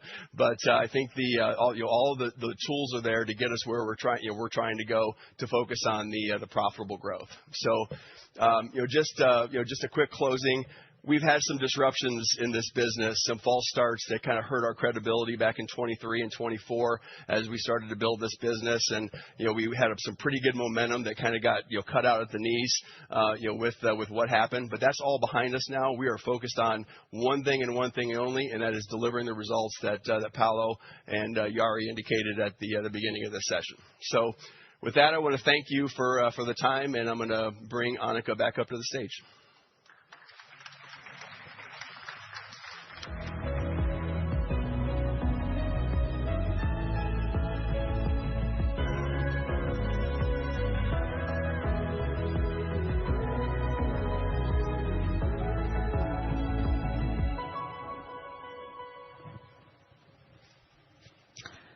Thank you to all our presenters.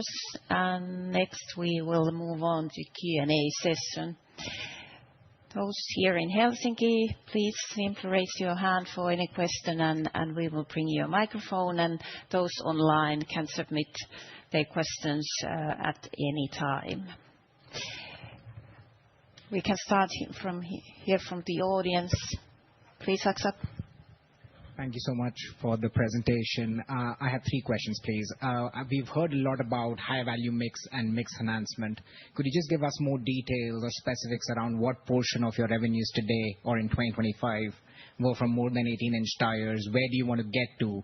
Or if it's simpler in top-line growth assumptions, how much does that add to your revenue growth CAGR per year in the passenger car business? Just trying to understand the high-value mix opportunity, because specifically in Europe, you're given very big numbers like 24% growth. So just putting that into context, please. That's the first question. Right. If you don't mind if I stand up. Yeah, obviously, we don't disclose, obviously, the number as such, obviously, for competition reasons. But we have, let me put it in this way, we have plenty of opportunity of growth in that area. Clearly has been our focus for many years, but we are simply accelerating this focus because we have an opportunity, obviously, to now cover the full range. And there is I would say that the whole market has been also accelerating significantly with new electric vehicles, with the increase of SUV vehicles.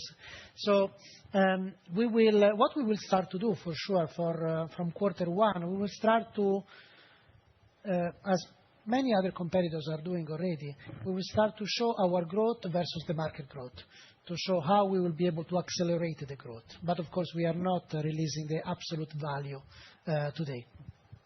Thank you for that. And the second question is the chart that you showed in terms of profit improvement potential over the medium term and the 200 million opportunity. Could you just help us understand how much of that is volumes, how much of that is cost action specifically, and if there's an element of cost efficiency and improvement that is also linked to volumes? So just trying to understand what exactly is self-help that is in your hands versus how much is volume dependent within that 200 million opportunity. That's a good question. The slide was more or less highlighting that there are more than 200 million EBITDA improvements, and we say that half of those 200 million are coming from operational efficiency and cost improvement. When we talk about cost improvement, of course, out of these 100 million, I would say that the majority, 80% of these 100 million are coming really from improvements that are related to efficiency gain, to better negotiation with supplier, to resourcing, to the improvement in the product specifications. So there is plenty already going on. Actually, we had a lot of actions already going on in 2025 that will carry over in 2026 that are supporting, I would say, at least 80% of those improvements. Then there is the volume part. The volume part is strictly related to the growth that you see in our strategy plan. And this is, I would say, affecting the remaining 120 million that we were describing before. Out of this 120 million, an important part is pricing. So again, the volume part, it's significant, obviously, but of course, I would say that more than 50% of what we will gain is also coming from something we control directly. And this is what is making us extremely confident about the future journey, because we need to look at the market opportunity, we need to look at growth as an opportunity, but of course we have plenty to do now with the new manufacturing footprint, with our new setup, that to gain through those kind of activities. Thank you. And the last question is on Central Europe. And all the presentations that we saw on the region, Central Europe probably is one of the regions where your revenues and volumes are lower versus 2021 and 2022. And you clearly lost market share, ceded market share when you were in years of supply deficit. So can you talk to us about how do you plan to get those volumes and sales back? Is it as simple as putting that product in the market and there is a market ready to accept that product, or do you think that would be more challenging in terms of regaining that market share in Europe?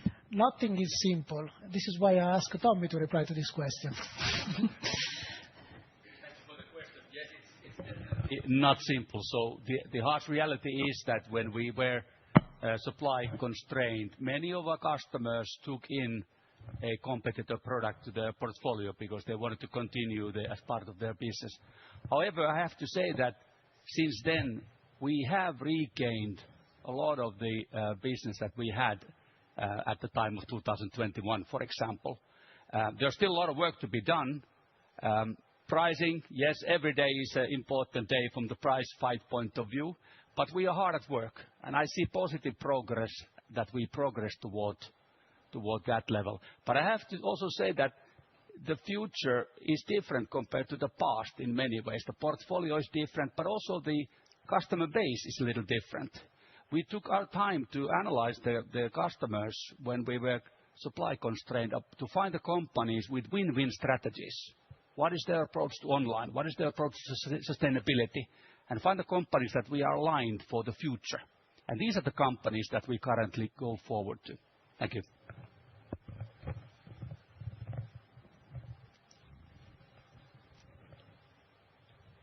Yes, Artem Beletsky from SEB. Two questions from my side. So the first one is maybe a bit longer relating to price mix evolution and what type of growth you are anticipating on that front. So what comes to pricing, have you done those repricing actions, what you have been implementing in 2025, or could there be some further potential? And then in terms of mix, so there are many things happening. You're talking about trim sizes, electrification, and also what comes to summer, all-season, and winter tire mix. So that will be shifting. What is the net impact on mix front?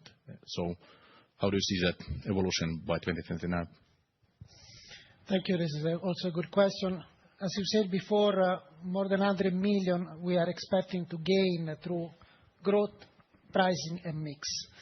We have done a great job, I would say. As we remember, 60 million gain in 2025 in terms of pricing. And of course, we will see this effect carry over in 2026 because the price increases started late in 2025, I would say May, June of 2025.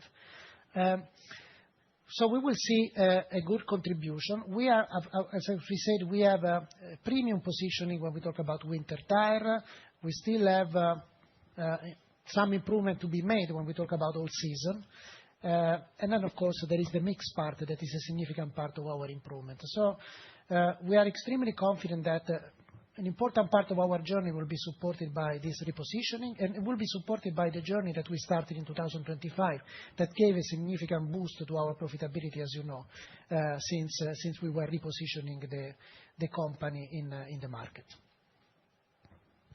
Great. And then I had a second question related to heavy tires. And I guess, Paolo, you are the right person to answer. I know something about it, yeah. Yes. Could you maybe talk a bit about your thoughts around heavy tire strategy? So is it value-driven strategies in passenger car tires business, and what is the volume potential from a capacity perspective on that front? Good questions. It is a value-driven strategy as well. We are focusing actually in a niche forestry business, and today is really selected part of the agricultural tire business. And then, of course, we have the truck tires mainly for the Nordic markets today, but also a bit extended in the rest of Europe and very small in North America. The main focus, as I said, is forestry and agriculture. Today, we have a platform that is extremely competitive when we talk about forestry business because the majority of the OEM that are representing a big part of our, more than 50% of our revenues, are located in the Nordic markets.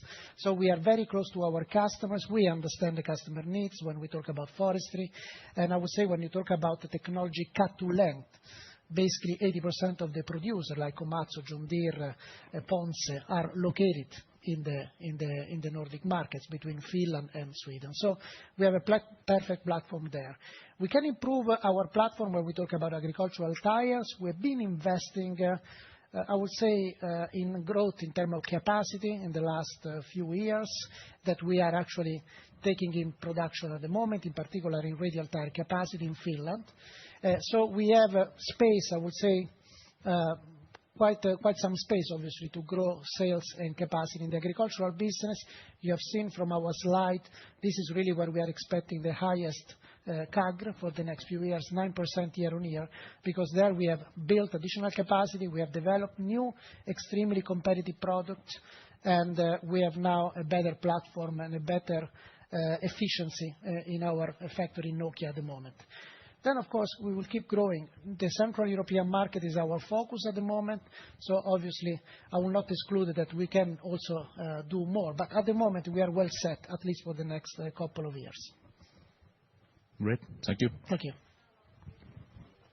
At the moment, we have received heavy tires-related question from the online audience. Are you investing in the growing defense sector with heavy tires? That's a good question. As you know, there are a lot of discussion in Europe about the defense sector as such. We made very clear that for us, this segment can be attractive and interesting, of course, if we are able to reach economy of scales. Supporting one individual country, it's not providing those economy of scale. Today, we are already supporting the Finnish authorities with some military tires. But of course, we will need larger economy of scales in order to be able to invest more. So at the moment, we don't have a clear plan to disclose. Hi, thank you for taking my questions. First one real quick on the U.S. footprint. Some of your competitors or larger peers would say that it's difficult finding the appropriate labor in the United States, and there's particular cost disadvantages to producing in the United States versus, say, Mexico or elsewhere. I know this is probably not relevant to the story at the moment, but how do you think about sort of the labor availability in the U.S. and cost? And then second question on Central Europe, I think you showed that the standard market, 17 inches and below, has been declining, yet you predict quite strong growth in the 17-inch and below segment.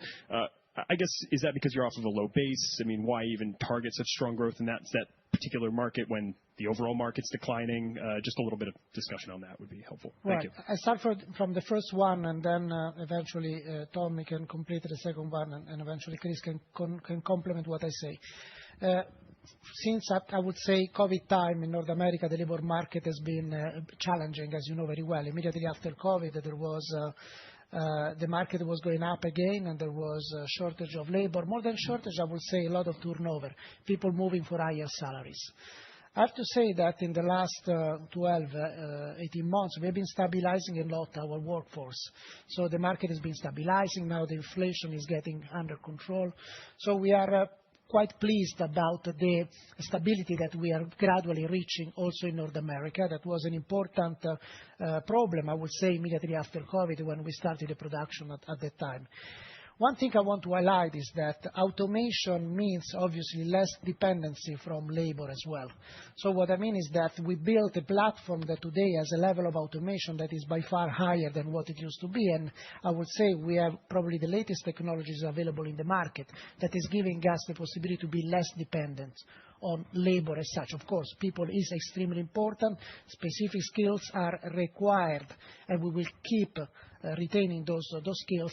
But of course, I would say the situation is stabilizing and normalizing. I don't know, Chris, if you want comment. I mean, you live in that market, so. I would just add a couple things. We when the decision was made, and this is before our time, obviously, but when the decision was made to go to Tennessee with the plant, there was an analysis done on the labor market there, and Tennessee is a very good labor market for our type of manufacturing. And the state of Tennessee, the local economic development, workforce development, has done a great job working with our manufacturing team and ensuring that we've got the right type of people to support that. So we've gotten great support from the local representatives in the state of Tennessee in terms of the incentives in order to build the plant and so forth. But I think as we look forward here, I think with where we're located is a pretty strong location, in terms of the amount of turnover that we're seeing, the amount of resources capable of supporting our plants. So I really don't see that as an issue for ramping up the facility. And the second question was about the mix in Europe. Obviously, as we say that the mix is improving, this is very good for people who want to deliver product and solutions that are performing in line with the growth of the mix. So this is really important for us that we are able to deliver tires that are able to cope with the new requirement in particular coming from the electric vehicle or from SUV vehicles. So this is why we are focusing strongly in this area, because I would say that the rest of the market remain a sort of commodity market step by step, and will may be covered by other people, Asian competitors more in general. I mean, so this is really what is happening in Central Europe at the moment. So I don't know, Tom, if you want to complement what I said. The factory we had in Russia was very large and very effective, but the production platform inside it was very good in making perhaps a bit smaller size tires. Now, the new factory built in Oradea is built for the future. And in order to be competitive amongst the premium competitors in the tire space, you need wide selection of different sizes. And this facility is now built for that purpose, and we use this brand new production platform to introduce new sizes for those pockets that are highly important for the future, that provide the commercial value to us. Thank you. And some of them do reside on the 17-inch sector, so we won't go fully into the large end, but that's on the high end, a lot of value exists. Thank you.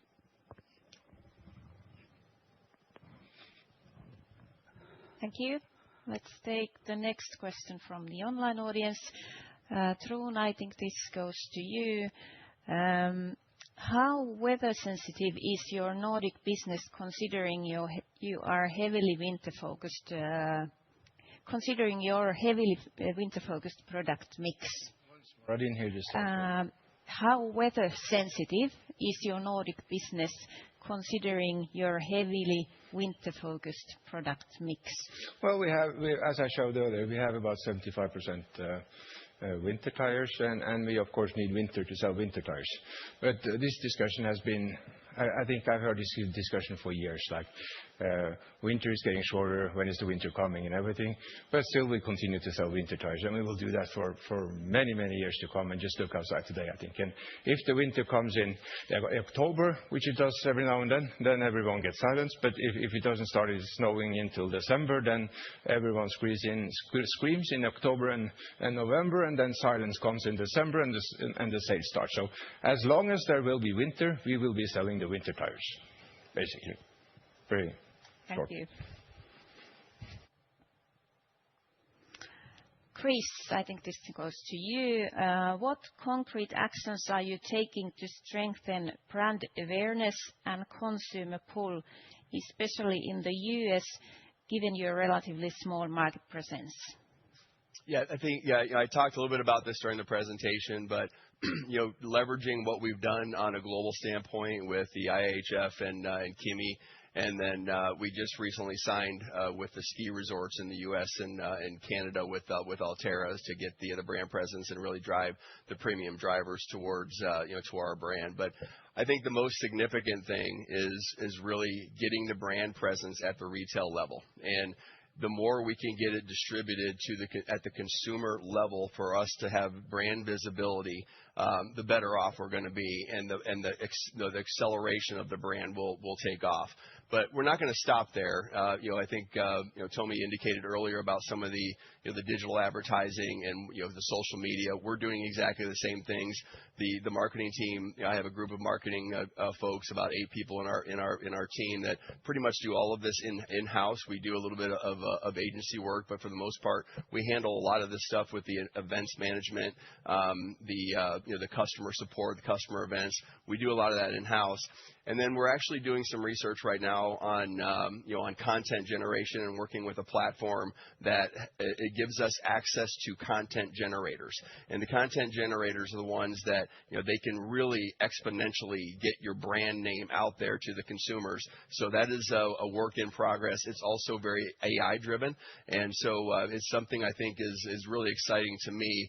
A little bit premature to get too excited about it, but I'm pretty excited about it. I think the potential there is really incredible, especially when we're coming from a near nothing in terms of brand awareness in the United States. On the Canada side, our customers, and also in the Northeast, our customers are so fantastic because they own the brand. And so we work with them on brand presence. We do a lot of training at the dealerships. But the one great thing about the Canadian and the Northeast customers that we need to replicate in the U.S. is getting our customers to own the brand and want to sell the Nokian Tire brand like they've done in those segments of the market. Thank you. Thank you. Sorry, just another follow-up here. I feel like I'm just going to give you guys a chance to address this because I'm sure it's a question I've received often. We're obviously seeing more and more Chinese players come into the European market, right? And oftentimes I get asked a question, will we see Chinese tire manufacturers start to impact whether it's the premium segment or the winter tire segment, perhaps? I have my own answer to this question, but I want to give you the opportunity to answer about the Chinese competitive risk. Yeah, that is a good question. I mean, Chinese tire players exist since many, many years.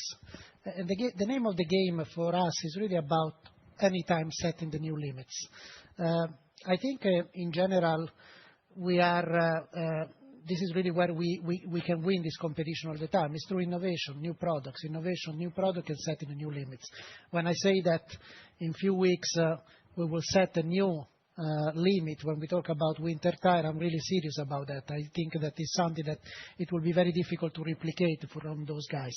So I think we need to accept this kind of competition. We like this kind of competition, and we like to make sure that we can always add added value to whatever we deliver in the market, setting a new limit and creating a sort of new market segments to leverage for the future. So I think this competition has been growing since many, many years, but they've been covering a part of the market that is not really impacting our own strategy. So we feel pretty comfortable that differentiation and selling added value will be our way to win. If you can stay still a while. What does it mean to achieve a leading position in winter tires, and what do you need to do to get there? I think we have already quite a strong leading position when we talk about branding, technology, innovation. We have a strong position in the Nordics, as Trune has highlighted. We have a strong position in Canada. We obviously have potential of growth, as we say today, in Central Europe. It's more about regaining a strong position we had in the past, and of course in United States, in particular in the northern part, actually in the northern part of the United States. So we start from already a strong base, but obviously, as I said, there is plenty of opportunities to reinforce our position in the Nordics, to grow in Central Europe, and of course to grow even more in North America. I think we have great products. We have unique production facilities. So we are not really concerned about growing in the winter tire segment. And also, as I said, next week we will, actually in 2 weeks' time, we will set a new standard in the winter tire industry, and we are really confident this will push and will support our growth and our sales for the near future. Thank you. We have.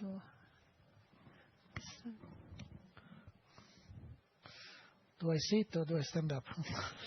A couple of questions. Thank you for the follow-up. The first one is on your investment profile. You've talked about going back to depreciation levels for the next few years, and you say that you have enough capacity.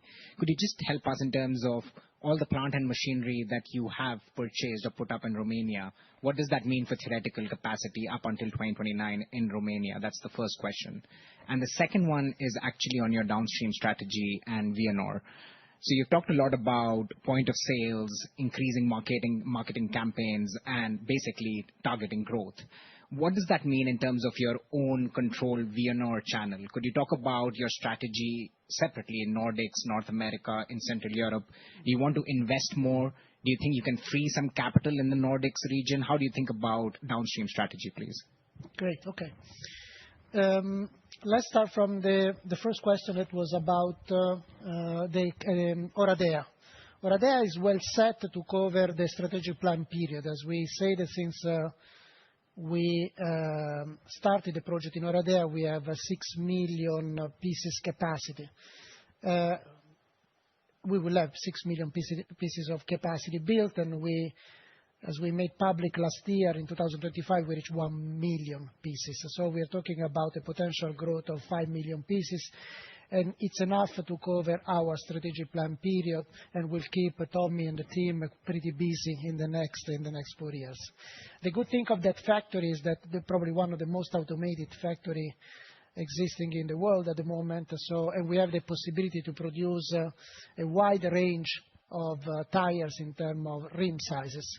So I think that factory will see just a follow-up optimization in the next few years, so will not require additional CapEx. And this is why we are pretty excited, because obviously we have a full capacity to be utilized to support our growth in the Central and South European market. The second question was about the Vianor, yes.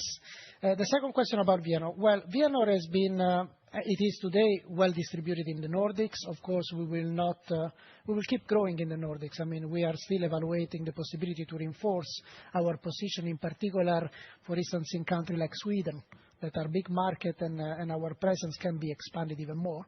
But will be expanded also in Europe. Of course, we prefer to have a partnership, sort of franchising with our own dealer, because this is less capital intensive and is giving us the possibility, obviously, to gain loyalty, but at the same time to leave the CapEx side to our own partners. But we will not exclude also small bolt-on acquisition wherever we don't see the opportunity to grow, because we don't find the right partner, and then we want to cover a specific area. We didn't actually present it today because this strategic plan is what we are building now at the moment, how we can regain and rebuild our existing network. We had, as you remember, a wider network in the past, but for sure we will have some dedicated time later on to show how this expansion of Vianor will be developed in Europe. In North America, we are not at the moment at all considering the expansion of Vianor. It's a completely different market in terms of distribution. It's a completely different market in terms of go-to-market when we talk about consumer. So at the moment, it's not in the agenda at all. Then about pricing. Could you comment on your embedded price assumption in the targets? Do you assume to see positive net pricing also versus the market overall? And how does that tie into the volume expectation? Obviously, for competition rule reason, we cannot really comment about pricing as such. What we can say, as I said, is that we did a big effort in 2025, and we carry on this effort in 2026. We have a lot of new products. As I said, we have 1.5 billion euros coming from new products, and those new products obviously will be positioned better than the previous products that we have. So there is obviously plenty of potential opportunity for us to upgrade our position from the level where we are today, as I said, leveraging the new product pipeline that is upcoming.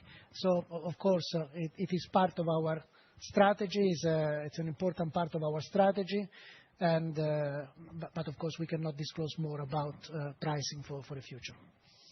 Thank you. Then next, go to Tommi on Central Europe. What is your strategy to grow in all-season segment in Central Europe, and what is your competitive advantage in this segment? Okay. As said in the presentation, this segment is growing. It has grown fast in the Central European region. It is becoming a very attractive for all the tire manufacturers, not just for us. But our advantage lies in the R&D, in my opinion. The heritage in winter and the experience on those most demanding weather conditions is what sets us apart in this all-season segment. So with our tires, you can truly drive in any weather condition that the Central European market may have. And that, in my view, is the number one competitive advantage when it comes to the product itself. Thank you.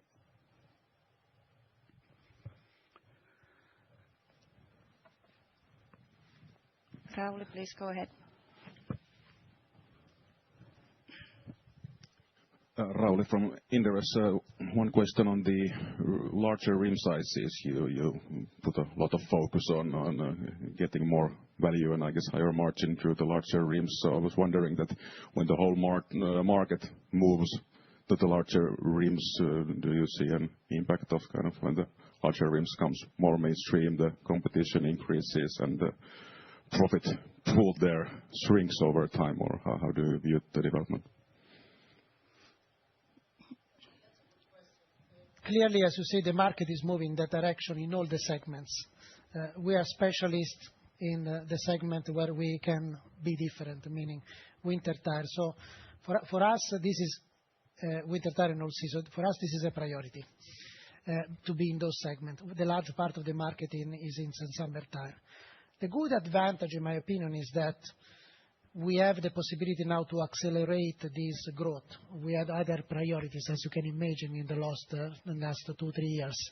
And now we are in the position again to accelerate this growth and to be faster than the market in the segment where we play. We will probably be slower if we talk about summer tire, but that's not our problem. But we will be faster when we talk about winter tire and all season. This is really when reflecting what I said before, we are refocusing. We are refocusing on where we can make the difference and where it matters for us.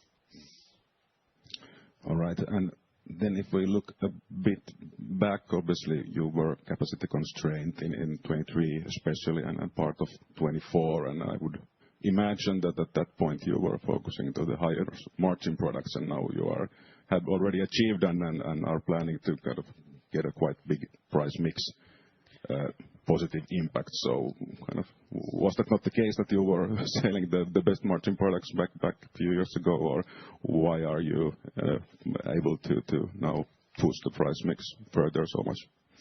But first of all, we have built additional capacity that can get up to 24 inches, which we didn't have before. That is a big release for us. I mean, today we have built. That was also a great move. I think we built a flexibility that we didn't have in the past. Unfortunately, we were limited in our flexibility due to the capacity constraint. Now we have built a machine, in particular, I would say in Oradea, but also in North America, that is giving also the possibility to reach 24 inches. And we have machines that are able to produce everything. While before, in the past, the technology was offering the opportunity to focus the machine to specific rim sizes. Now, obviously, we have the opportunity to have machines that are pretty flexible and they can go from 15 inches to 24 inches. And this is a great advantage for us at the moment. So, that's clear. Thanks. Thank you. Paolo? Yes. Question from the online audience. And I think you already covered this partly in your presentation, but would it be possible to provide split of tires production and tires capacity in Oradea, Dayton, and Nokia as of today and targeted by 29? Yeah, it was in our presentation. You have seen that we have more or less, we are at 80% of capacity in North America, so we still have the possibility to improve our position in North America to utilize plenty of our capacity over there. We are almost, I would say, 90% plus in the Nordics. So obviously we have some capacity still to be utilized in the Nordics, and we have plenty of capacity because, as I said before, we produce 1 million pieces in 2025, and we have a capacity for 6 million pieces in Central Europe. So we have plenty of opportunity to utilize our platform in Romania up to the limit in the strategic plan period. I want to highlight always, this is not a capacity game. I mean, in life, in my country, we used to say sales is the most difficult job that look easy. So our game is not really about building capacity. The capacity is a tool to support your growth. Our game is about building brand, building strong demand, making sure that people see in Nokian Tyres a player that can be the number one when we talk about safety on the roads.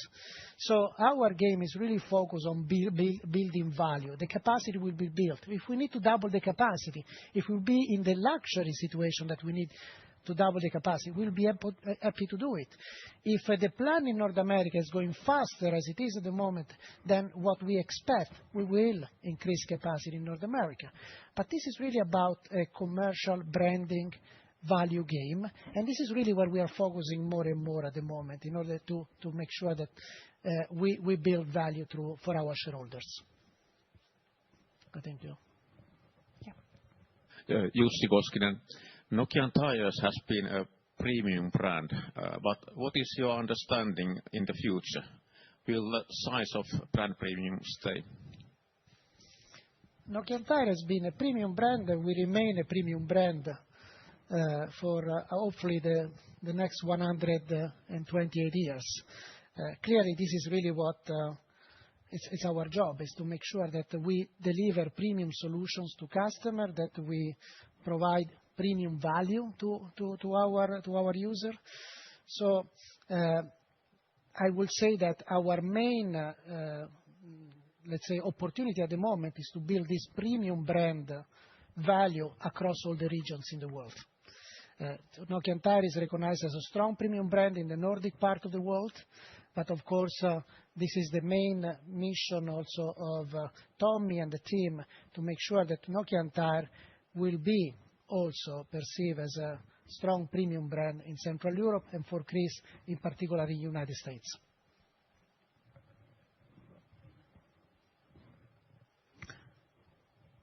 Okay.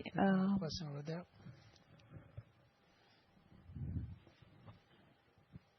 Hi, it's Tim from Frilsham here. Paolo, 2 questions, please. If I understood correctly, you mentioned that you were interested in working more with fleet customers to work on total cost of ownership. Is that against the main European players or perhaps against a different segment of the market? And secondly, it hasn't come up today, but do you have anything interesting to say about Euro 7? Okay, yeah. Good question, both of them. We are, of course, we see, and we already work today with fleets, with big companies like Ayvens, for instance. And that is, we see that an advantage, because as I said before, we have an educated buyer who understands safety, who understands total value of ownership. So it's not a buyer that is thinking only about cost. So it's not a buyer that will take any Asian tire and will say, look, I buy this. It's a customer who is able to calculate. And this is the ideal customer for us. It's a customer we can speak with, who understand that the tires may be expensive today, but will support a longer life and will support safety. And for those guys, safety is very important. Having Vianor, it's also one of the opportunity we have, because Vianor, when we meet those kind of customers, we can offer also services. We can offer also the possibility to rely on our own network, either through Vianor or either to, for instance, in Europe, through the Nokian Tyres dealership partners. So this is where we see an opportunity in growing leasing and sharing cars business, because for us, this is the ideal person to speak with. When we talk about Euro 7, we are obviously following, we are part of Tire Europe Association, and we follow together with the European authorities the development of Euro 7. I think it's going to be an opportunity again for us, because Euro 7 is setting in some way some limits in the quality and in the performance of the product. So we fully support the development of the regulation. Obviously, this will require for us to make sure that we set specific standard for the industry, and we are for sure within the standard of the industry. So we see Euro 7 as an opportunity for us to again to create a sort of I would say barrier to products that are not performing in line with the regulations. If you stay there a while. In your new strategy, you want to reduce exposure to geopolitical risks. Does this mean, for example, reducing dependence on China in the supply chain, or do you have other concrete measures in mind? Well, when I say that we are reducing the geopolitical risk, because before we had 80% of our production capacity in one country. Of course, we didn't consider that country a risk at that time. But now we have our production capacity spread across 3 different regions, obviously, Nordics, Europe, as well as North America. We believe in a local-to-local business model because we believe that anything can change anytime.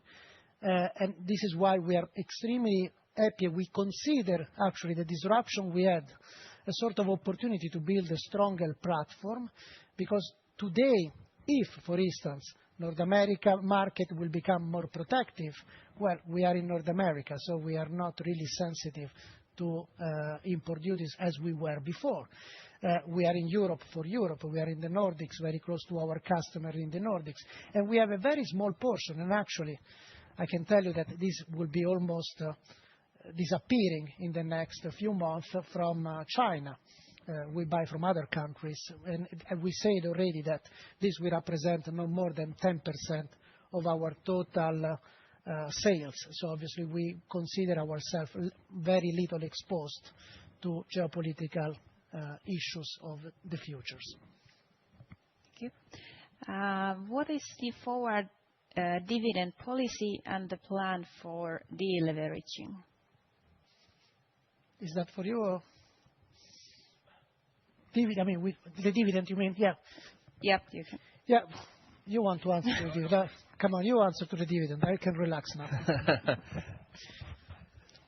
Yeah, of course, what we discussed today, that we have kind of confirmed our earlier dividend policy that Nokian Tyres will pay at least 50% of the net earnings out.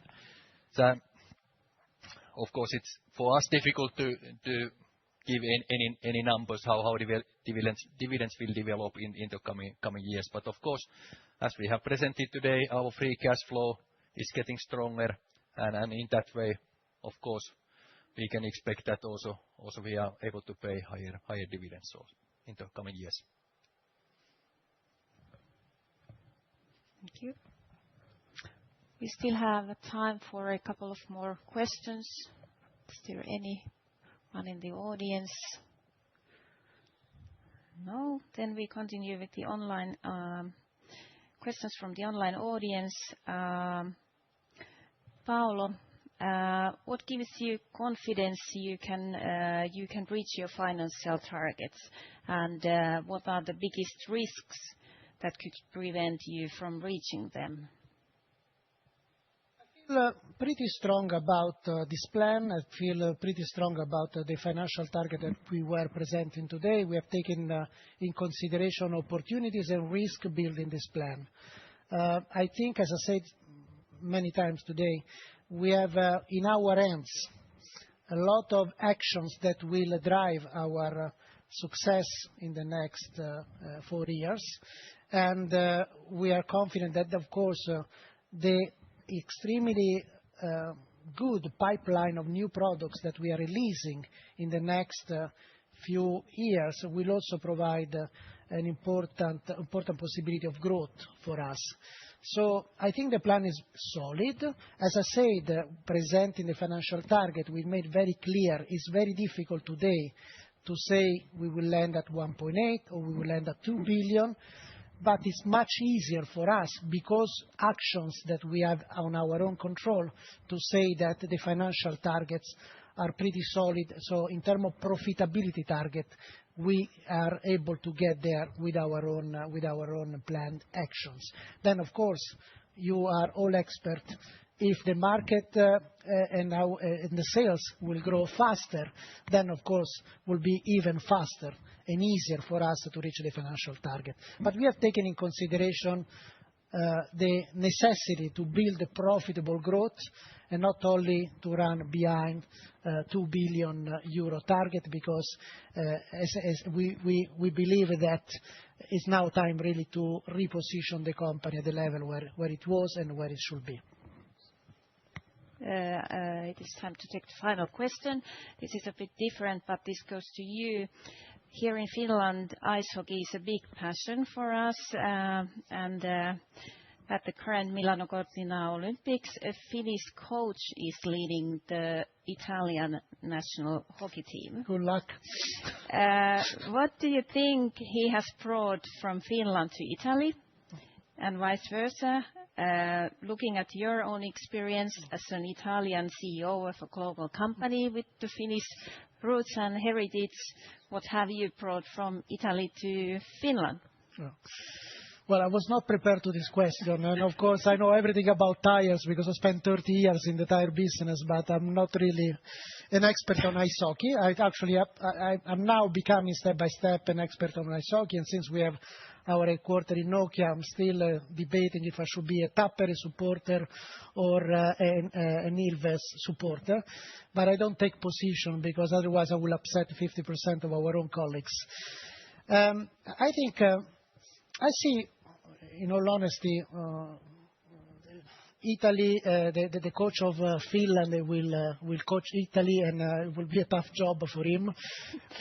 It will be easier for me to be in Finland than for him to be in Italy, because obviously we don't have an heritage in the ice hockey. But it's good that obviously we take the best probably people to coach our own people in Italy. I think the experience here has been great. This is really a great company, extremely focused on innovation, extremely focused on customers and added value. So obviously, as I said, the job for me has been much easier than the job of your Finnish coach in Italy, because obviously we will need to deal with lack of experience and something that we as Italians we need to learn how to play it with. But I wish all the best to the Italian team during the World Cup. We had actually the opportunity to watch them recently, and I'm sure they can do better, but and I'm sure they will deliver better results in the future. Thank you. Thank you. And thank you for the participation in Q&A. And Paolo, would you still like to come with me on dates once more? It's time to wrap up. Really. Wrap up and concluding remarks. And good. So we can move to the last slide. Yeah. I would like to, first of all, before to start, to thank you for being here today, despite the weather. I mean, you were here together with us. And I would like to thank my colleagues as well for participating and to support this important presentation, important for us as well, because we are so proud and confident about this plan that we were really anxious to present it to all of you. I would like to say one thing that probably I didn't say. I like you had 5 presentations from 4 different nationalities. This is telling you a lot about the ambition of Nokian Tyres to become a global player, and that is really an important element to highlight today. I would like to recap this presentation exactly from the slide that was concluding my presentation before. I mean, Nokian Tyres is an attractive investment, and I strongly believe on that because we focus on specific niches, and our focus moving forward will be winter tire, all seasonal weather, and agricultural and forestry tires. We discussed about 3 different challenges. One, to strengthen our position in the Nordics, regain the position we had in the past in Central Europe and reinforce it even more. And then, of course, building a stronger presence in the US while reinforcing our presence in North America. This is where we play. This is where we want to be successful and where we will be successful in the next 4 years. It's a value game. It's very important we understand this. We are aiming to create value through positioning, through mix enhancement, through new products. Vianor will be an important element in our strategy to support our growth in Europe. And then, of course, I hope you will be pleased to see how busy we are with product innovations, releasing new products and adding a strong pipeline to our innovation. A lot of focus on consumer. We cannot expect the customer to be aware how strong Nokian Tyres it is if we are not communicating to them, if we are not able to educate them about the advantages of fitting Nokian Tyres on their vehicles. And then, of course, we have now one state-of-the-art platform. We are really proud of this platform. We need to be extremely good in using this platform from the manufacturing point of view and making sure that we are able to deliver extremely efficient, cost-efficient solutions. Local-to-local business model, very important in the today world. We will reinforce the local-to-local business model in anything we will do tomorrow. And then, of course, we are speaking on behalf of a great team that is at the moment in the office or in the field, supporting us all over the world. This is very important. I mean, we can really leverage people who understand the segments where we are, who understand what it means innovation, and who understand what it means create value for our own customer. The targets are clear, a little bit flexible, actually flexible when we talk about the sales by 2029, but extremely precise when we talk about profitability, because we strongly believe in our profitability journey. And then, of course, debt has been at the peak in 2025. We are expecting the debt to gradually go down as soon as we are able to generate more cash. And I believe that the latest quarterly release are demonstrating that we are moving in the right direction in generating positive cash flow, also through lower investments, obviously, because now the investment level is getting back to normal. Having said that, I really thank you for being here with us today. We will have probably some time together outside of this room, and also for the people connected online, I thank you very much for your attendance, and hopefully we will see very soon again. Thank you very much.